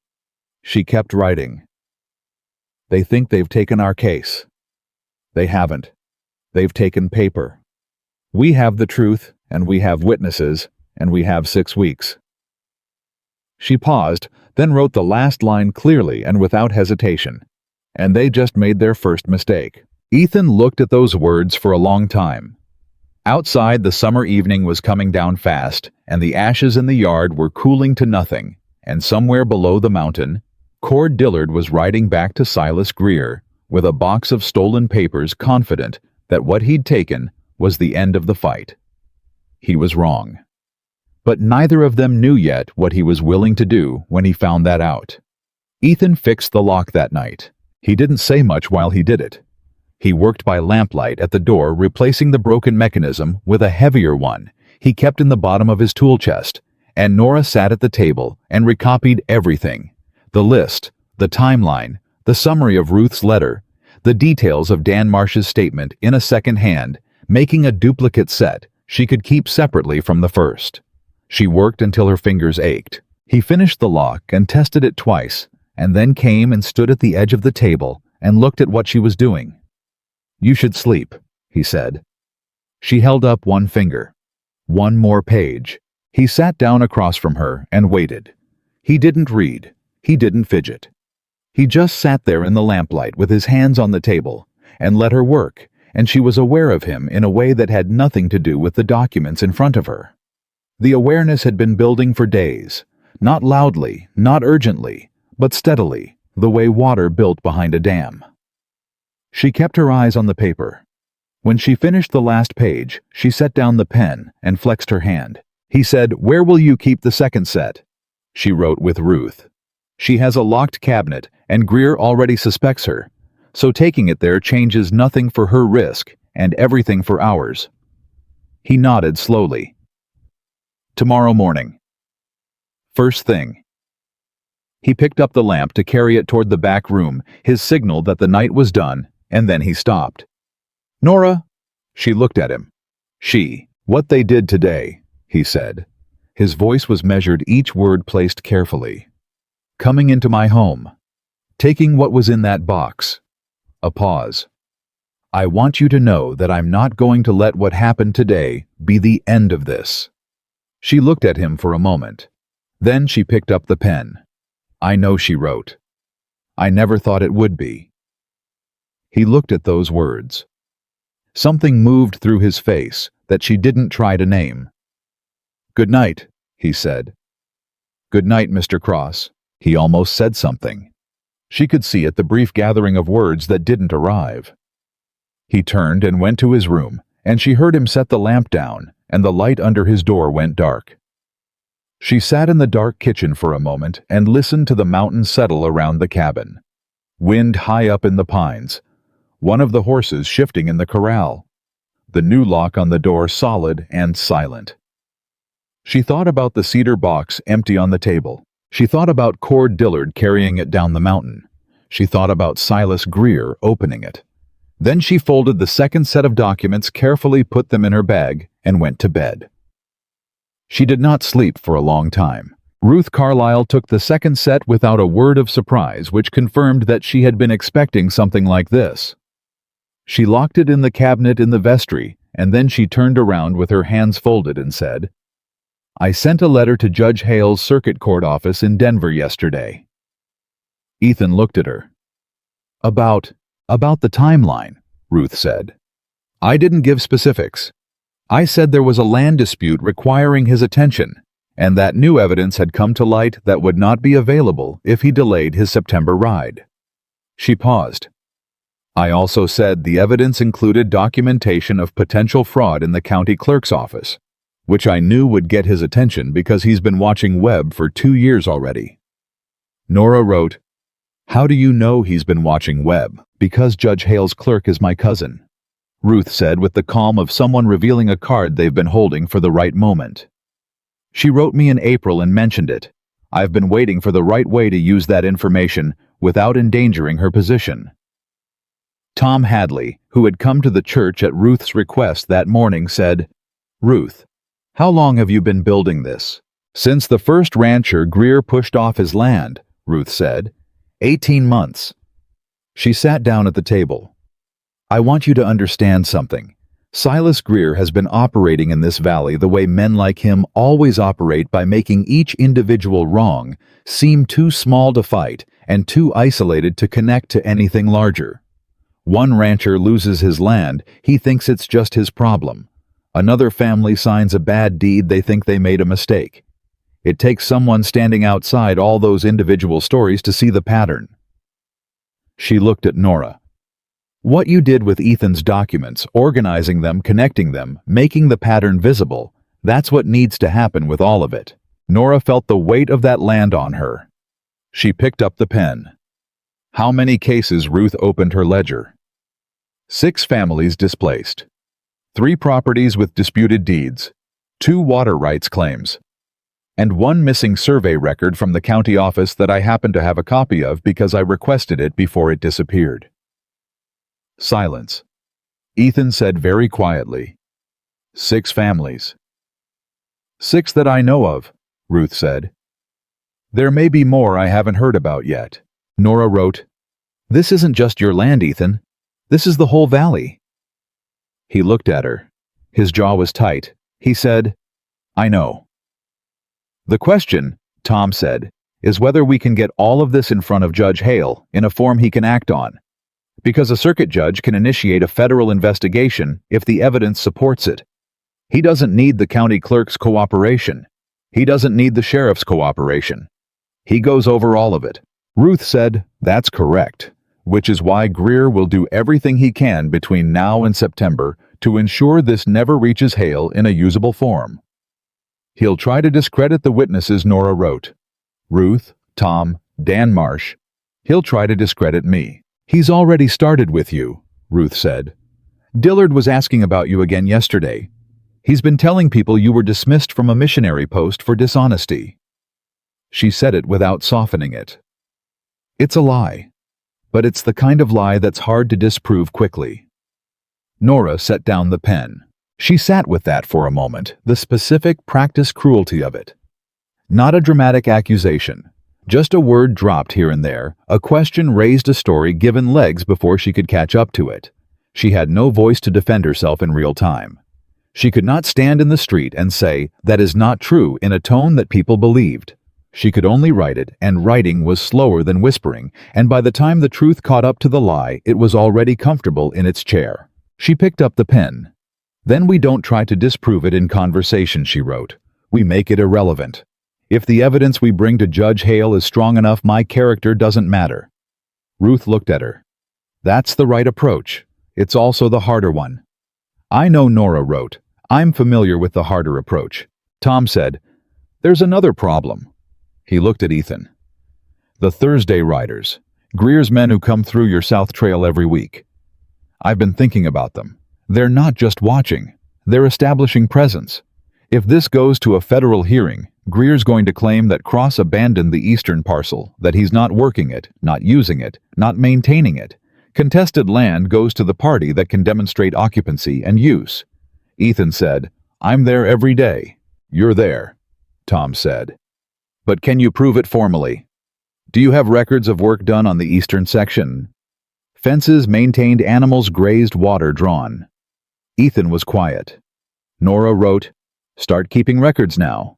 Date, location, work done. Every single day. If you ride the eastern boundary, write it down. If you repair a fence post on the eastern line, write it down." "That's 6 weeks of records," Ethan said. 6 weeks is better than none." He looked at her. All right. They spent 2 hours at the church table, working through the full scope of what they had and what they needed.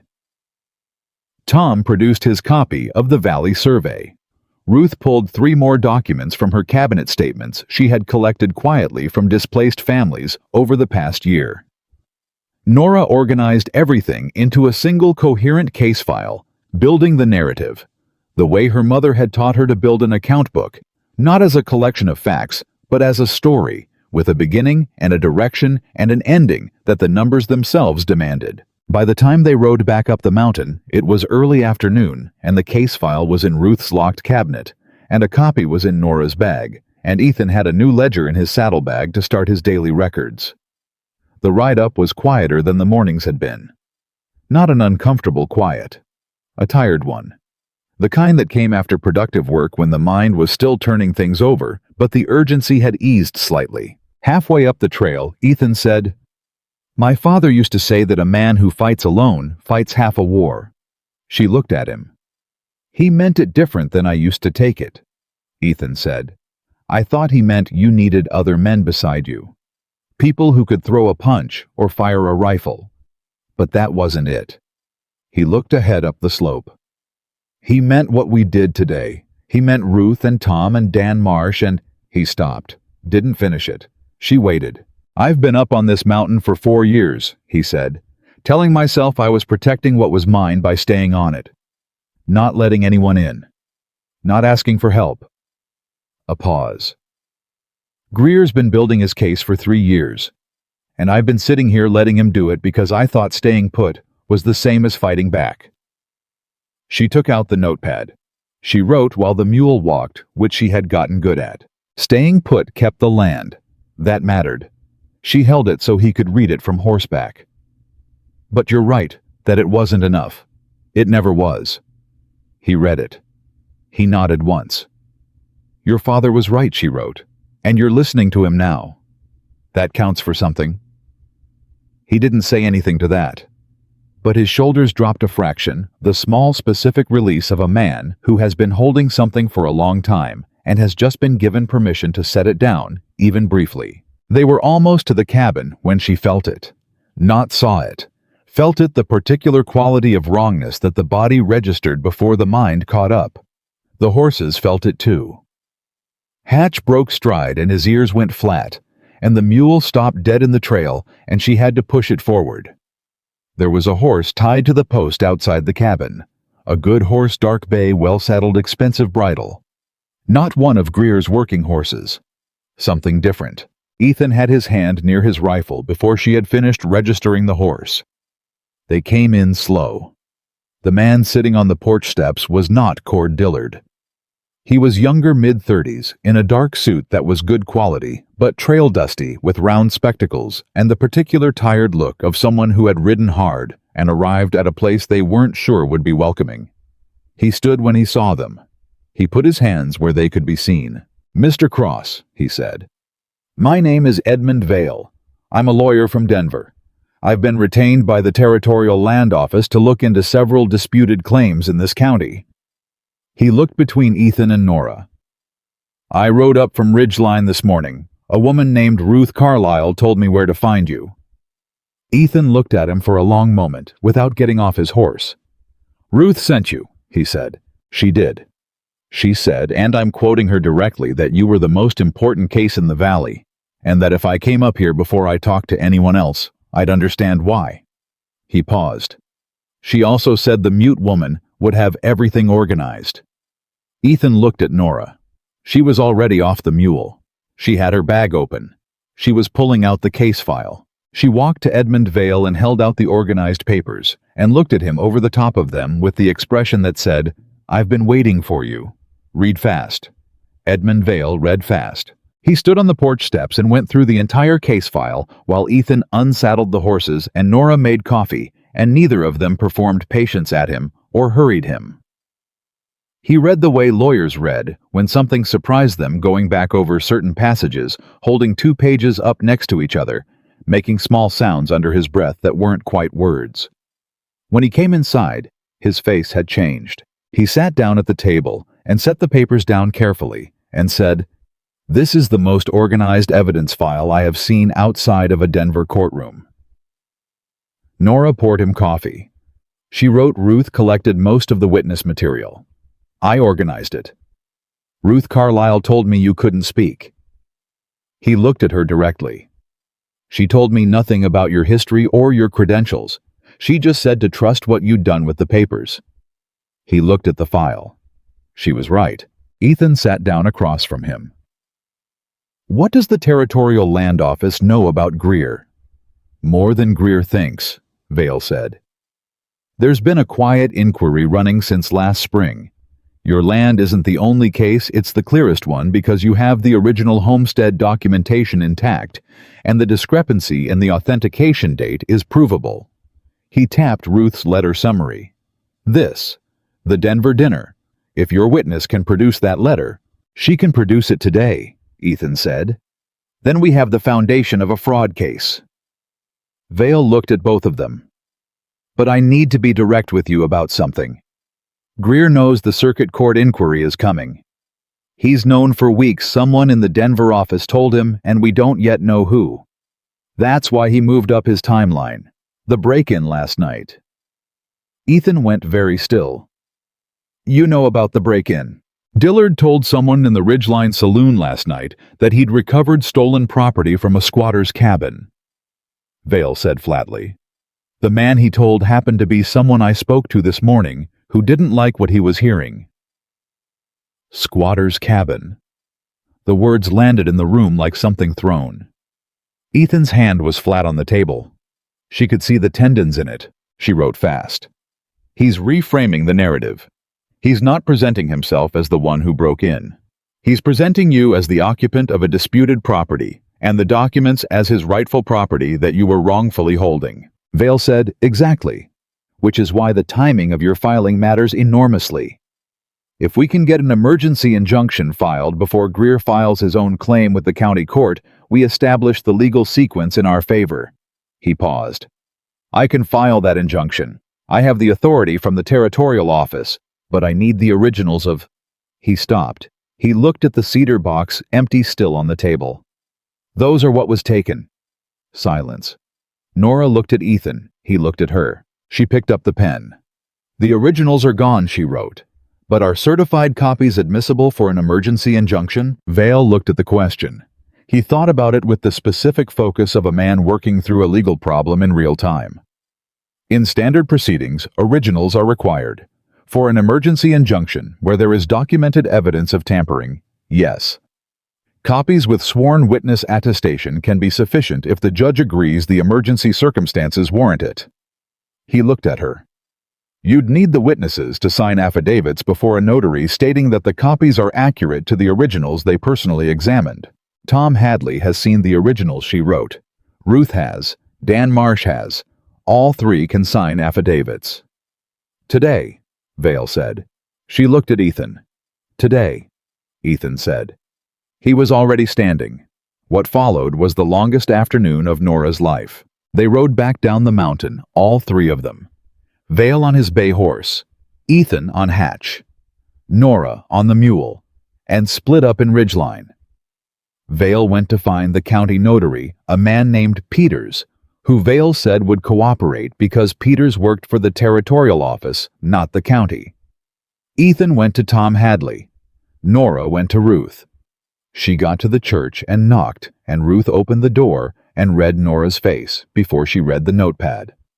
How bad, Ruth said. Nora wrote, Greer knows about the inquiry. Vale needs affidavits from you, Tom, and Dan Marsh by end of day. Dan's 2 hours away. Can we get a message to him? Ruth was already moving. My husband has a faster horse than any of us. She called into the back of the church, Elias.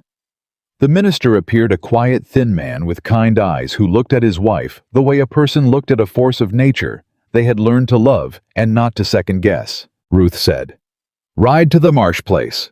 Tell Dan and Hattie to come to the notary's office by 4 o'clock. Tell him Ethan's land and tell him today." Elias Carlyle asked no questions. He went for his hat.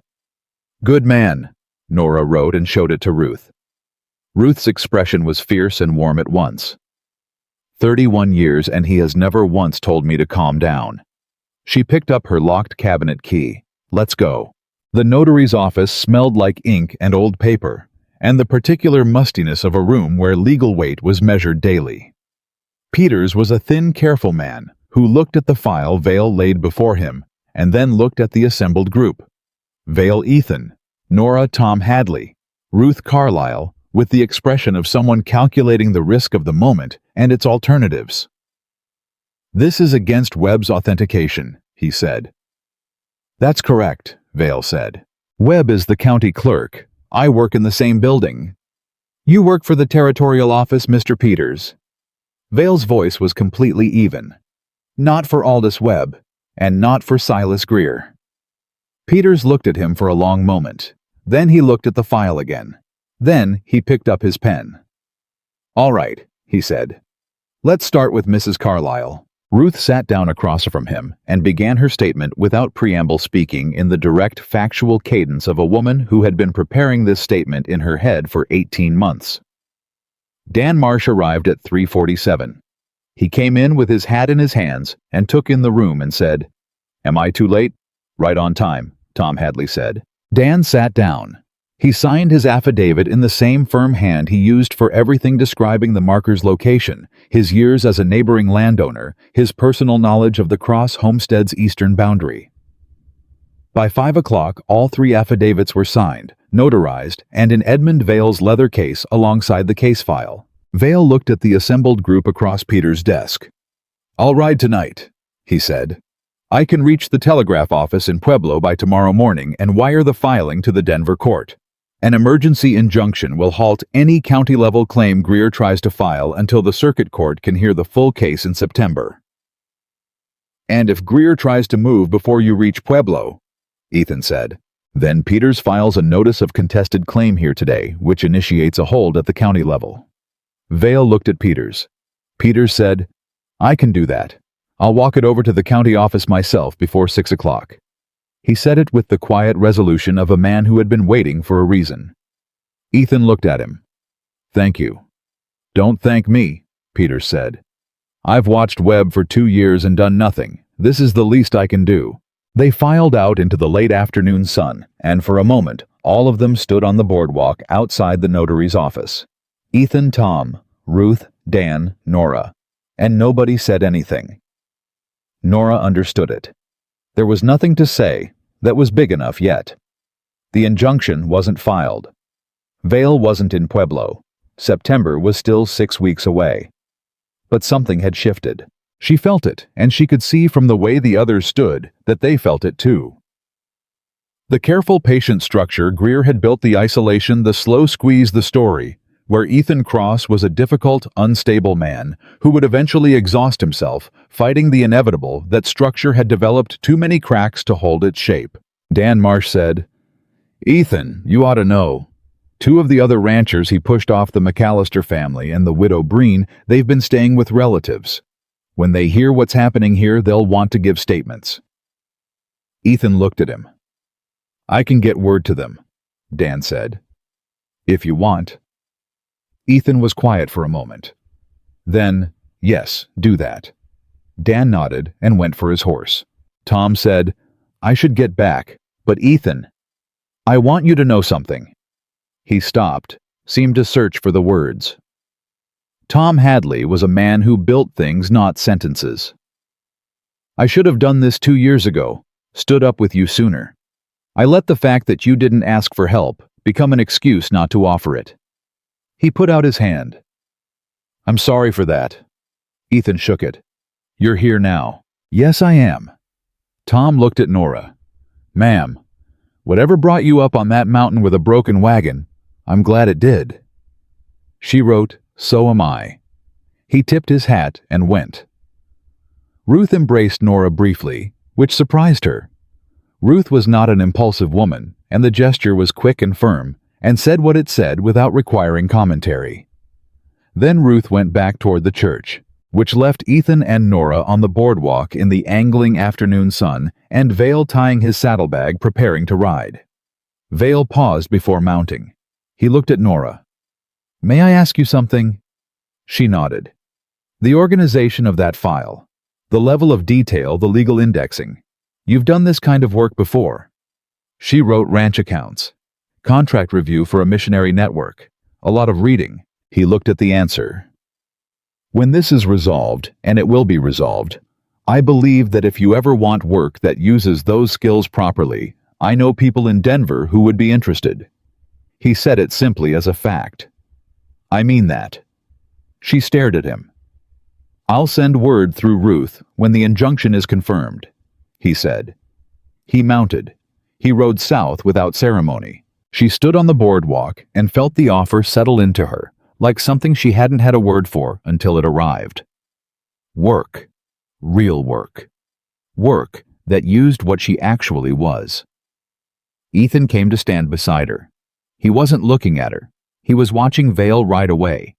But she was aware of him the way she was always aware of him now, that steady, constant presence that had become over the past days something she couldn't imagine the shape of the day without. She wrote, He's going to make it to Pueblo. I think so too, Ethan said, and if Greer finds out he's coming, he'll find out he has someone in every town. Ethan paused. But Vale's already ahead of him, and Greer doesn't know about the affidavits. He thinks he took everything when he took that box. He's going to realize he was wrong.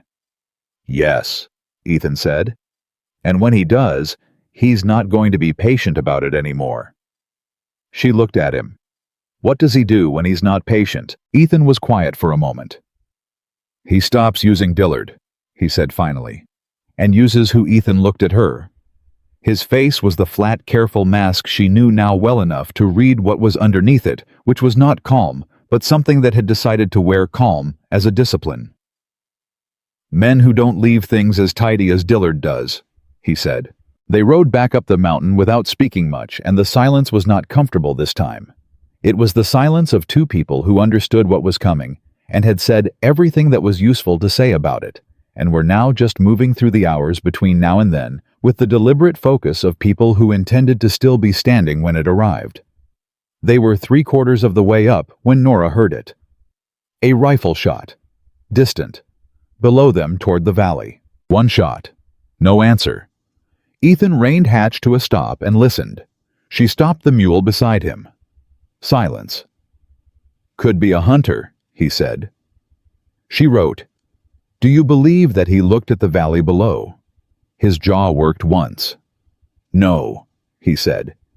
They rode the last stretch faster, and when they came around the final bend, and the cabin was there, solid dark logged the corral with the horses standing still, she exhaled. The cabin was as they'd left it. The new lock was intact. Everything was exactly as it had been, except for the note nailed to the door. Ethan dismounted and took it down. He read it in the failing light, and she watched his face, and she did not need to read it herself to understand what it said. She had seen enough of Silas Greer's patience to recognize the moment it ran out. He handed it to her. The handwriting was not Dillard's smooth, deliberate script. It was heavier, less practiced. The handwriting of someone who had been told to write a message and was not accustomed to using words as the primary tool. It said, Last chance. Sign over the eastern parcel by Friday, or we settle it the other way. The woman goes first. 4 days. She folded the note carefully. She put it in her bag next to the case file. She looked at Ethan. He was looking at the mountain, the dark ridge above them, the timber, the places where a man with a rifle could stand and not be seen. His hand was on the door of the cabin, but he wasn't moving. She touched his arm. He looked at her. She wrote slowly and clearly, They want you afraid. Afraid means you sign. Afraid means you lose. He read it. Are you afraid? She watched him. He thought about it, really thought not, performed the thinking. She appreciated that. Yes, he said. She wrote, good. Afraid means you understand what's at stake. It doesn't mean you stop. He looked at her for a long time. You ought to leave, he said. Take the mule. Go through the North Pass tonight. You don't have any stake in this that's worth... She held up her hand. Flat. Stop. She wrote, don't finish that sentence. He stopped. I have a stake, she wrote. I am a witness. My name is on those affidavits. I am already in this, and leaving does not make me safer. It makes me more vulnerable alone on a trail with no one who knows where I am. She paused. And I am not going to leave. He looked at her. She met his eyes and held them, and she hoped he understood, because she could not say it, and the writing would take too long, and some things were faster than words that she was not staying out of stubbornness or inability to leave. She was staying because this was the first time in 4 years that she had been somewhere that felt in some way she could not fully account for, like the right place to be. He understood. She could see it. He didn't thank her. He opened the door. Bar it behind you, he said. I'm going to sit with the horses tonight. She went inside. She barred the door. She sat at the table with the note in front of her, and her mother's Bible beside it, and the lamp burning low, and she thought about Friday 4 days away, and the men who would come up the mountain if Ethan didn't sign, and the fact that Edmund Vale was riding toward a telegraph office with everything they'd built. 4 days. She opened the Bible. She didn't read. She just held it. Outside, Ethan Cross sat in the dark with his horses and his rifle, and whatever a man like him carried inside himself when the night got long and the mountain got quiet, and the thing he'd been fighting finally showed its true face. She kept the lamp burning so he could see the light in the window. It was the only thing she had to offer him at that moment, and she offered it without condition, without asking for anything back, the way he had walked into the dark with his rifle the first night she arrived. The lamp burned. She kept it burning until she heard his boots on the porch just before dawn, and she knew he was still there, and she closed her eyes and finally slept. She woke to the sound of Ethan making coffee, not the cautious, minimal sounds of a man trying not to disturb someone. The normal sounds, the tin pot on the iron stove, the small crack of kindling, the particular rhythm of a man moving through his own kitchen in the early morning. She lay on the cot and listened to it, and understood that he had made a decision sometime in the night. She could hear it in how he moved. Not reckless, not resigned. Decided. She got up and came into the main room. He handed her a cup without turning around. She sat at the table. He sat across from her. Between them, the note from the night before was still folded where she had left it. Neither of them looked at it. He said, I've been thinking about what Greer's men are going to do when they come up here Friday. She opened her notepad. They'll expect you to be alone. Yes. He wrapped both hands around his cup. They'll expect me to have had 3 days to get scared. 3 days to think about signing. He paused. They won't be expecting what we've already done.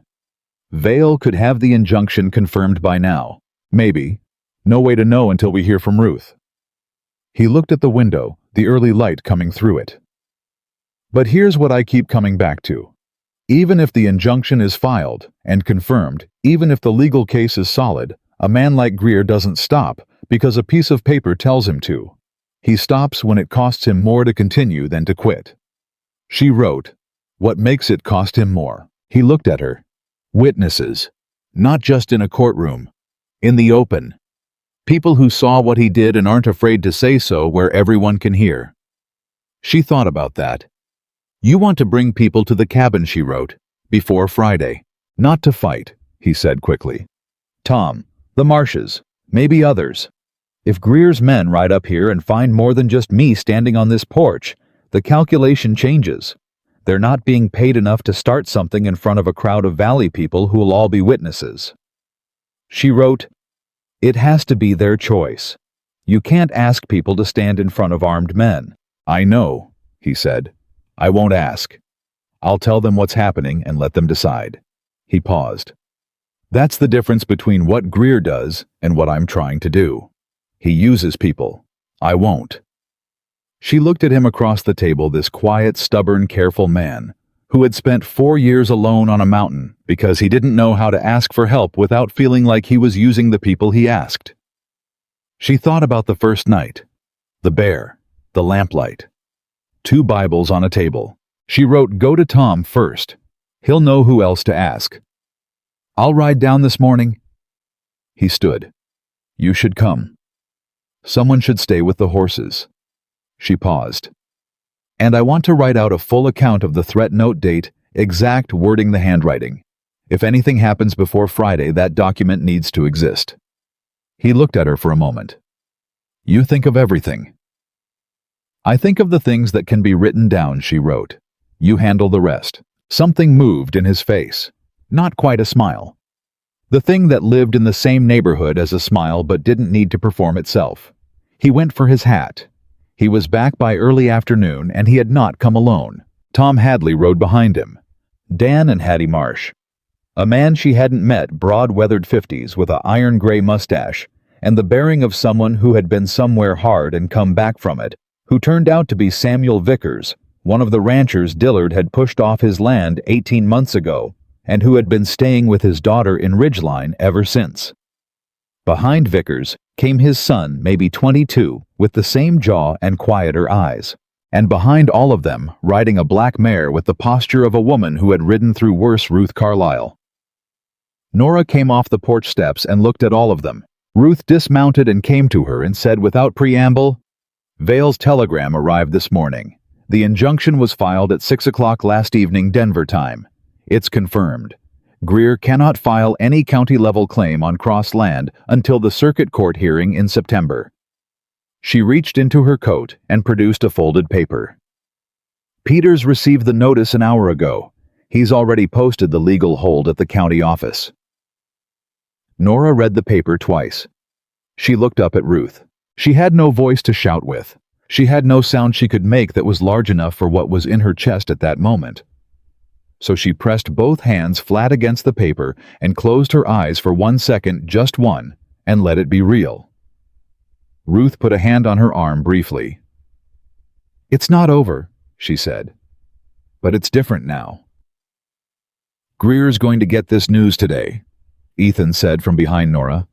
"Probably already has it." "Yes," Ruth said. She turned to face the group assembled in front of the cabin. "Which means Friday either gets called off or it gets worse. We need to be ready for both." Samuel Vickers said, "I'll tell you what Greer does when a legal maneuver goes against him." His voice was the flat, certain voice of a man speaking from direct experience. "He did it to me. He does it to everyone." He looked at Ethan. "He finds the thing you care about most that's outside the law's reach, and he goes after that instead." The group went quiet. Nora wrote and held up the pad. "The horses." Ethan looked at her. "She's right," Vickers said.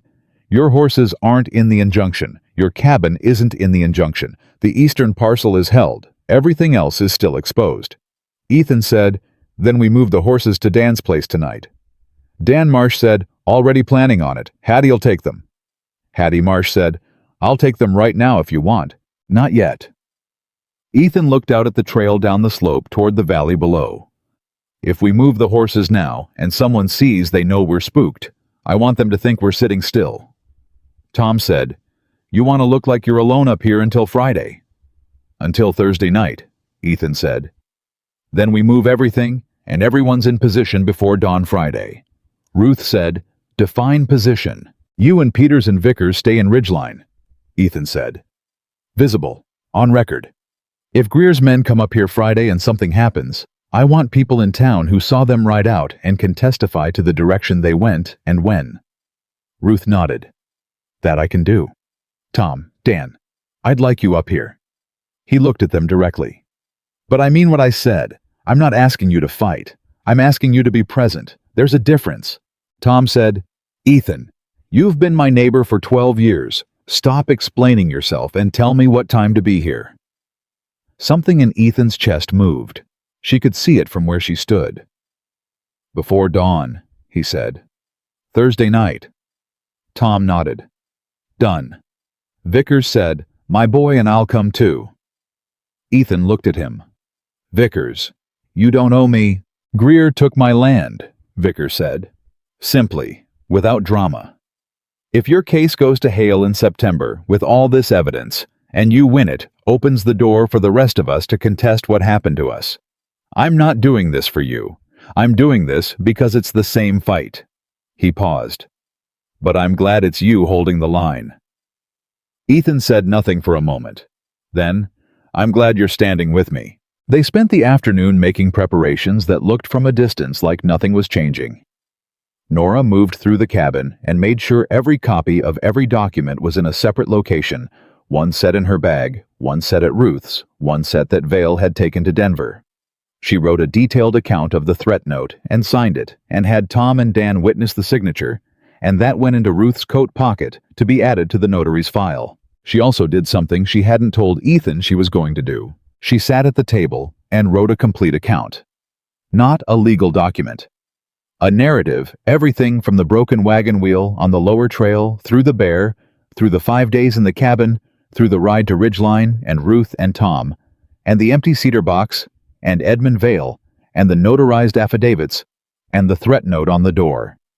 She wrote it in the plain direct voice her mother had taught her.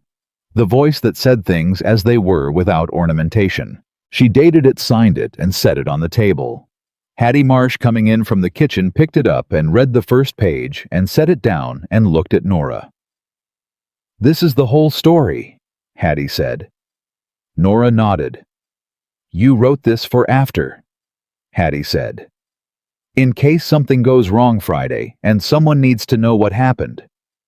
Nora held her gaze. Hattie folded the pages carefully and put them in her apron pocket. "I'll keep this," she said. "Nothing's going to go wrong, but I'll keep it."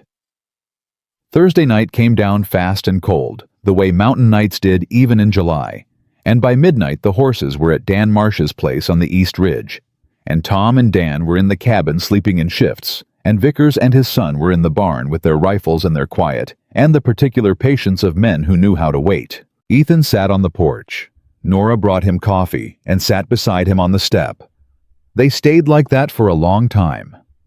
The valley below was dark, and the stars were extraordinary, and somewhere an owl was working the tree line with its own specific business. He said, "You're not afraid." She shook her head slowly. "Why not?" She thought about it. Then she opened the notepad and wrote by the faint light from the cabin window, "I've been afraid for 4 years.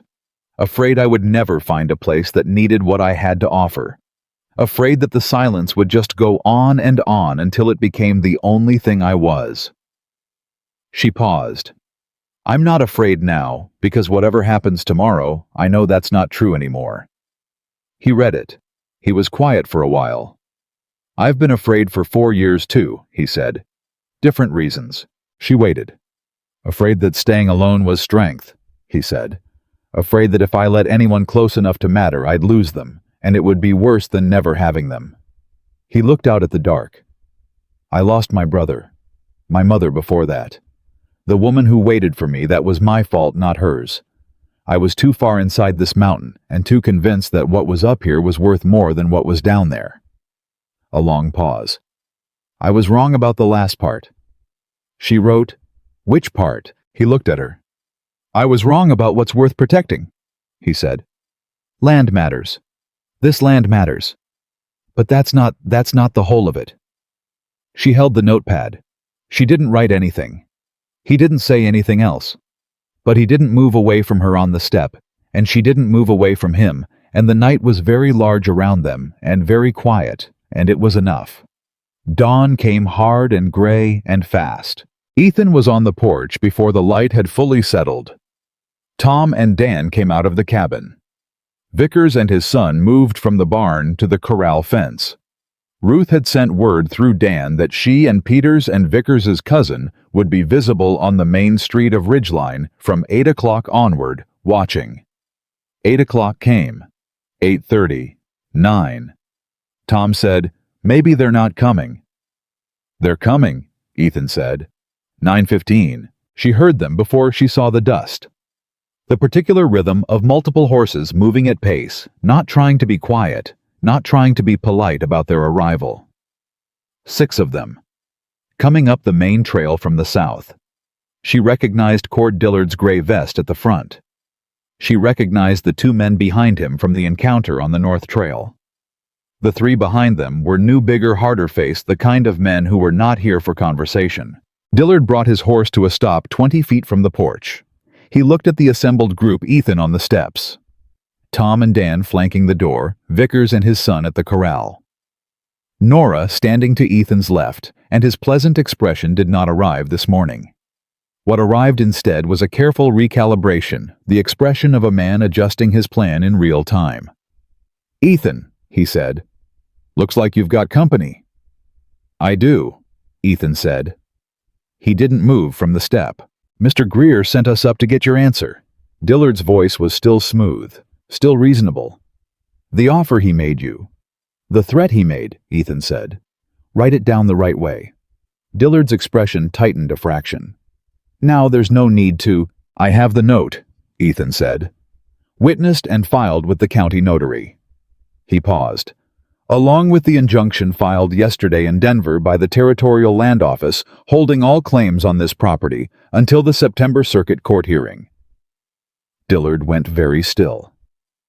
"I don't know what you're—" "Yes, you do." Ethan's voice didn't rise. It didn't need to. "You know about the injunction. You know about the affidavits. You know about Edmund Vale. You rode up here hoping I didn't know you knew, but you do." A long silence. One of the men behind Dillard shifted in his saddle. Tom Hadley said from the doorway, "Morning, boys. Recognize me, Tom Hadley. Ironworks Ridgeline. I've known this land and this man for 12 years. He nodded toward Dan Marsh. "Dan Marsh. East Ridge, 15 years. Samuel Vickers used to have the Vickers parcel south of town before your boss stole it from him." He paused. "We're all witnesses to this conversation, every word." Dillard looked at Tom, then at Dan, then at Vickers, then at Nora. He looked at Nora for a moment that was 2 seconds too long. She held his gaze without blinking. She had her notepad in her hand. She had not opened it. She did not need to write anything. She was a witness, and he knew it, and the knowing was visible on his face like weather. He looked back at Ethan. "This isn't over," he said. "No," Ethan agreed. "It isn't. It ends in September when Judge Hale looks at the evidence and rules on the deed." His voice was flat and clear. "Which is how it should have been handled from the beginning. Instead of broken locks and threat notes and 6 men riding up a mountain on a Friday morning." One of the 3 men at the back said something low, and the man next to him put a hand on his arm. Dillard said nothing for a long moment. Then he turned his horse. "Let's go," he said to the men behind him. They turned. They rode back down the trail the way they had come. All 6 of them. The sound of the hooves faded, and the dust settled, and the mountain went quiet. Nobody on the porch moved for a full 30 seconds. Then Tom Hadley exhaled so loudly that it was almost a laugh, and Dan Marsh took his hat off and rubbed his head, and Vickers' son said something under his breath that wasn't quite a word, and Hattie, who had appeared at the cabin door sometime in the last minute because Hattie Marsh appeared wherever she was needed, without anyone seeing her arrive, said, "Well, good." Ethan turned and looked at Nora. She looked back at him. She wanted to write something equal to the moment. She turned the notepad pages looking for one that was blank, and she couldn't find the words that were large enough and simple enough at the same time. She wrote, "6 men just rode back down your mountain." He said, "They did." She wrote, "Your land is still yours." He said, "It is." She looked at him. "You're not alone anymore," she wrote. He held her gaze. His jaw worked once.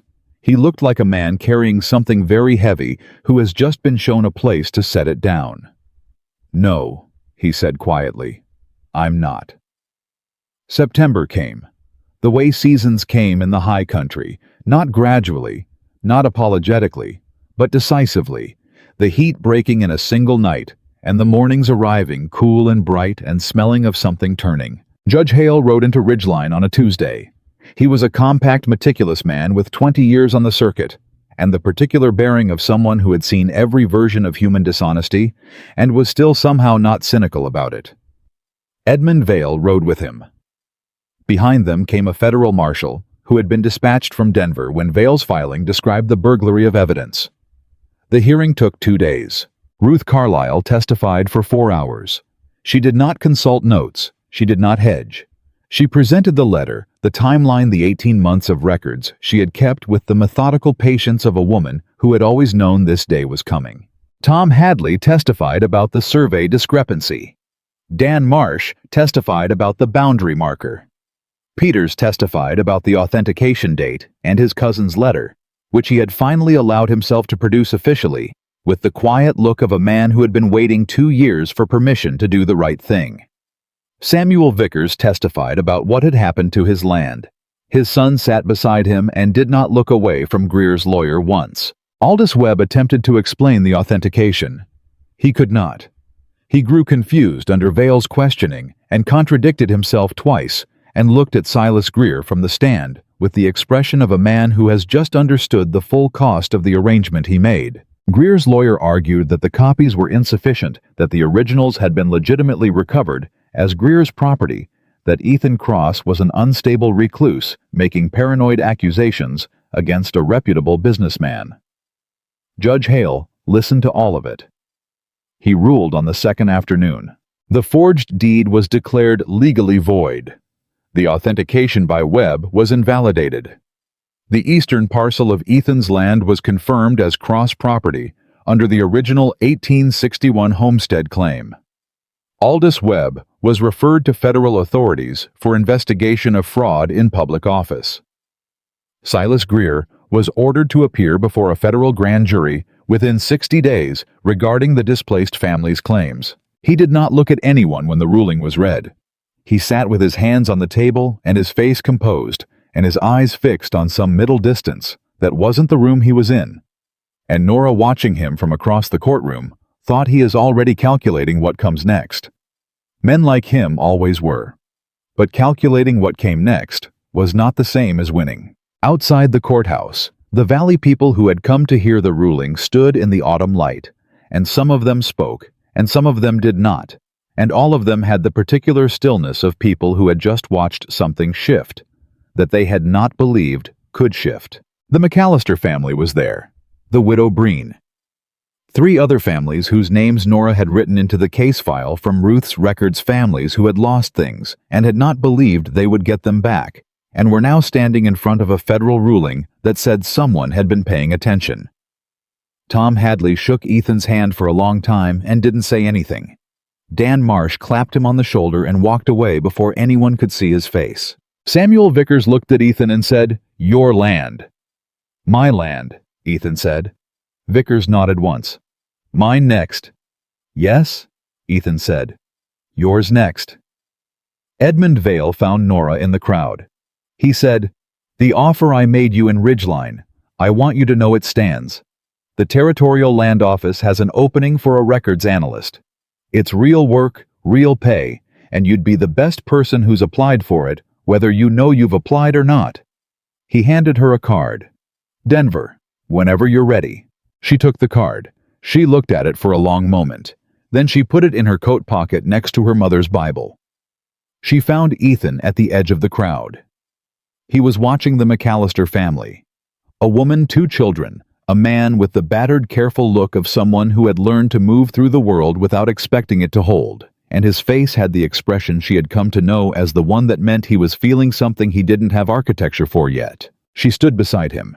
He said, "Vale offered you something." She nodded. "Denver." She nodded. He was quiet. She waited. "That's a good opportunity," he said. He said it carefully. The way he said things he meant, but that cost him something to say. She took out the notepad. "It is," she wrote. "I haven't decided." He looked at the words. "What factors into the decision?" he said. She looked at him. She thought about the bear in the dark, and the lamp she kept burning, and the step they had sat on together under the stars, and his voice saying, "I was wrong. about what's worth protecting. She wrote, several. He looked at the word. Then he said, "When you decide whatever you decide, I want you to know something." She waited. "The day you came back down the mountain," he said. "When you'd already made it past the split boulder and turned around. I thought it was for the Bible." He paused.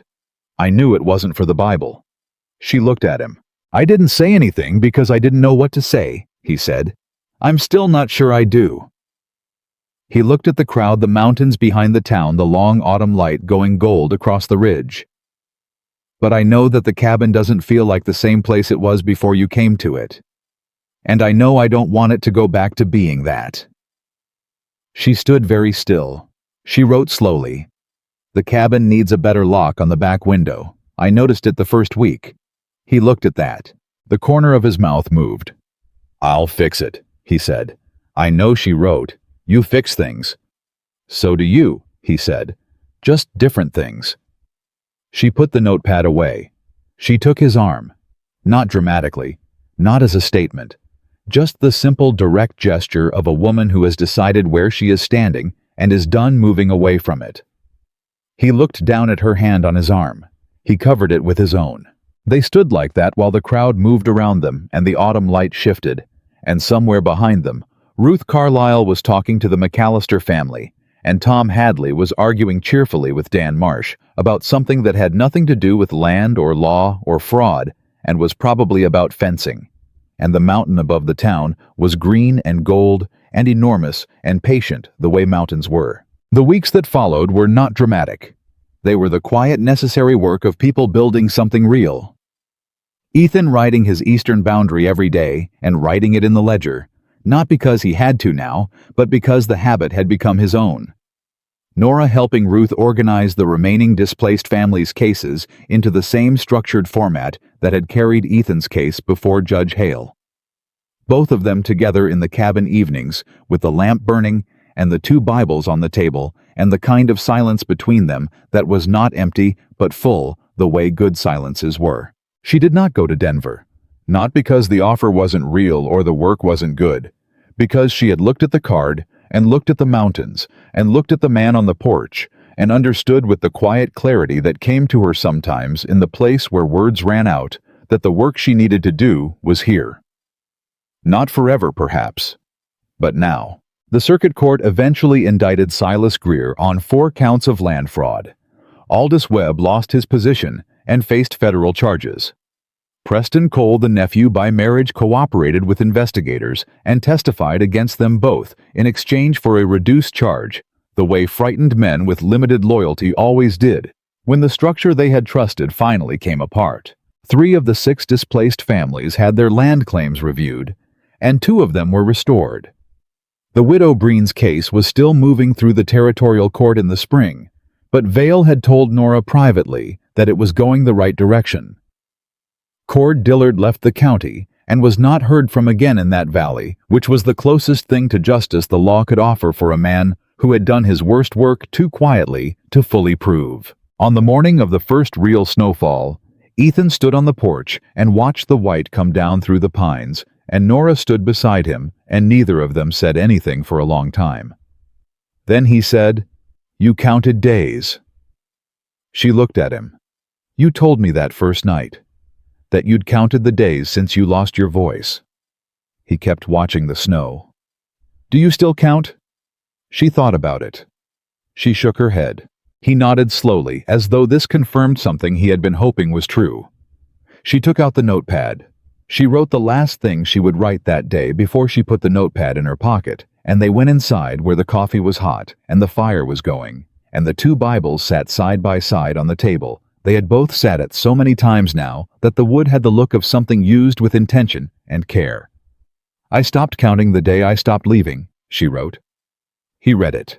He held the door open for her. She walked inside.